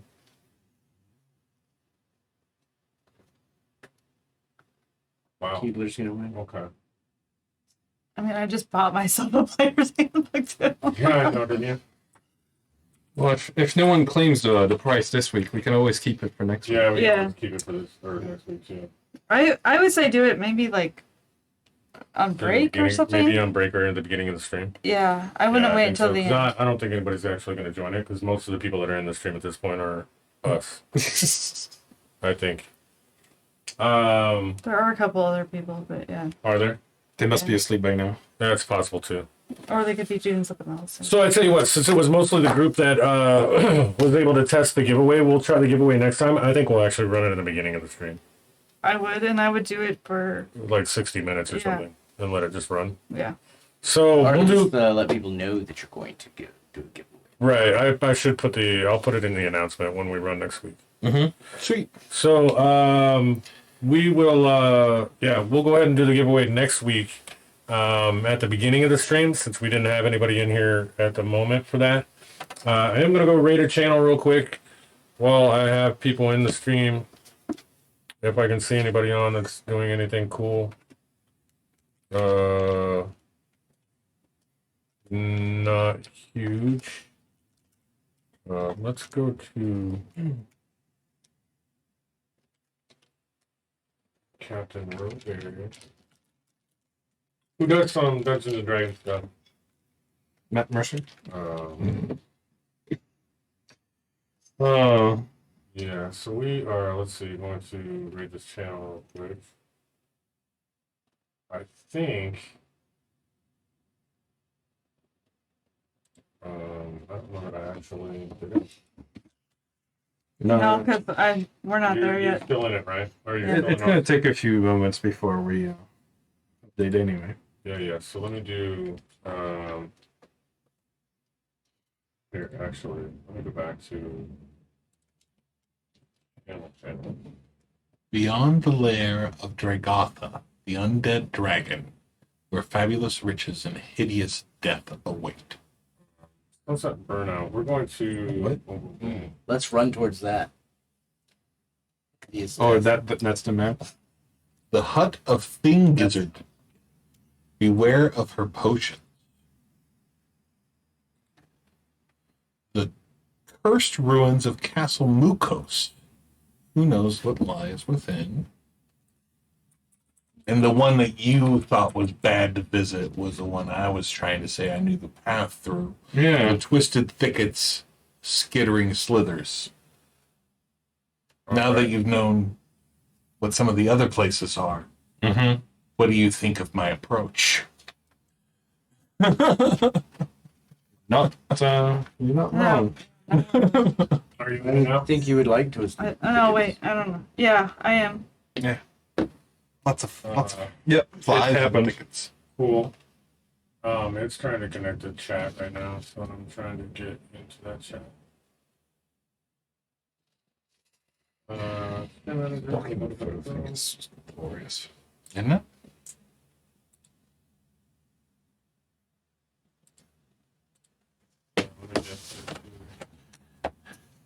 If you're Bard and I would like to have a conversation someday about why the alien creatures think it's okay to just be creepy like that, I would be very up for that. Okay. Because I have a specific NPC in my background that I've had to deal with that has that issue going on. Okay. Makes sense. Yeah. Santa Claus used to creep me out as a kid because he was always watching. Yeah. It's creepy. Just having a white beard makes me that dude That exit in some kids. Like they'll Leaning act back nicer around their to parent ocean when unknown. a white beard is I around. want to get Oh, out of wow. this. That weird? That is. Yeah.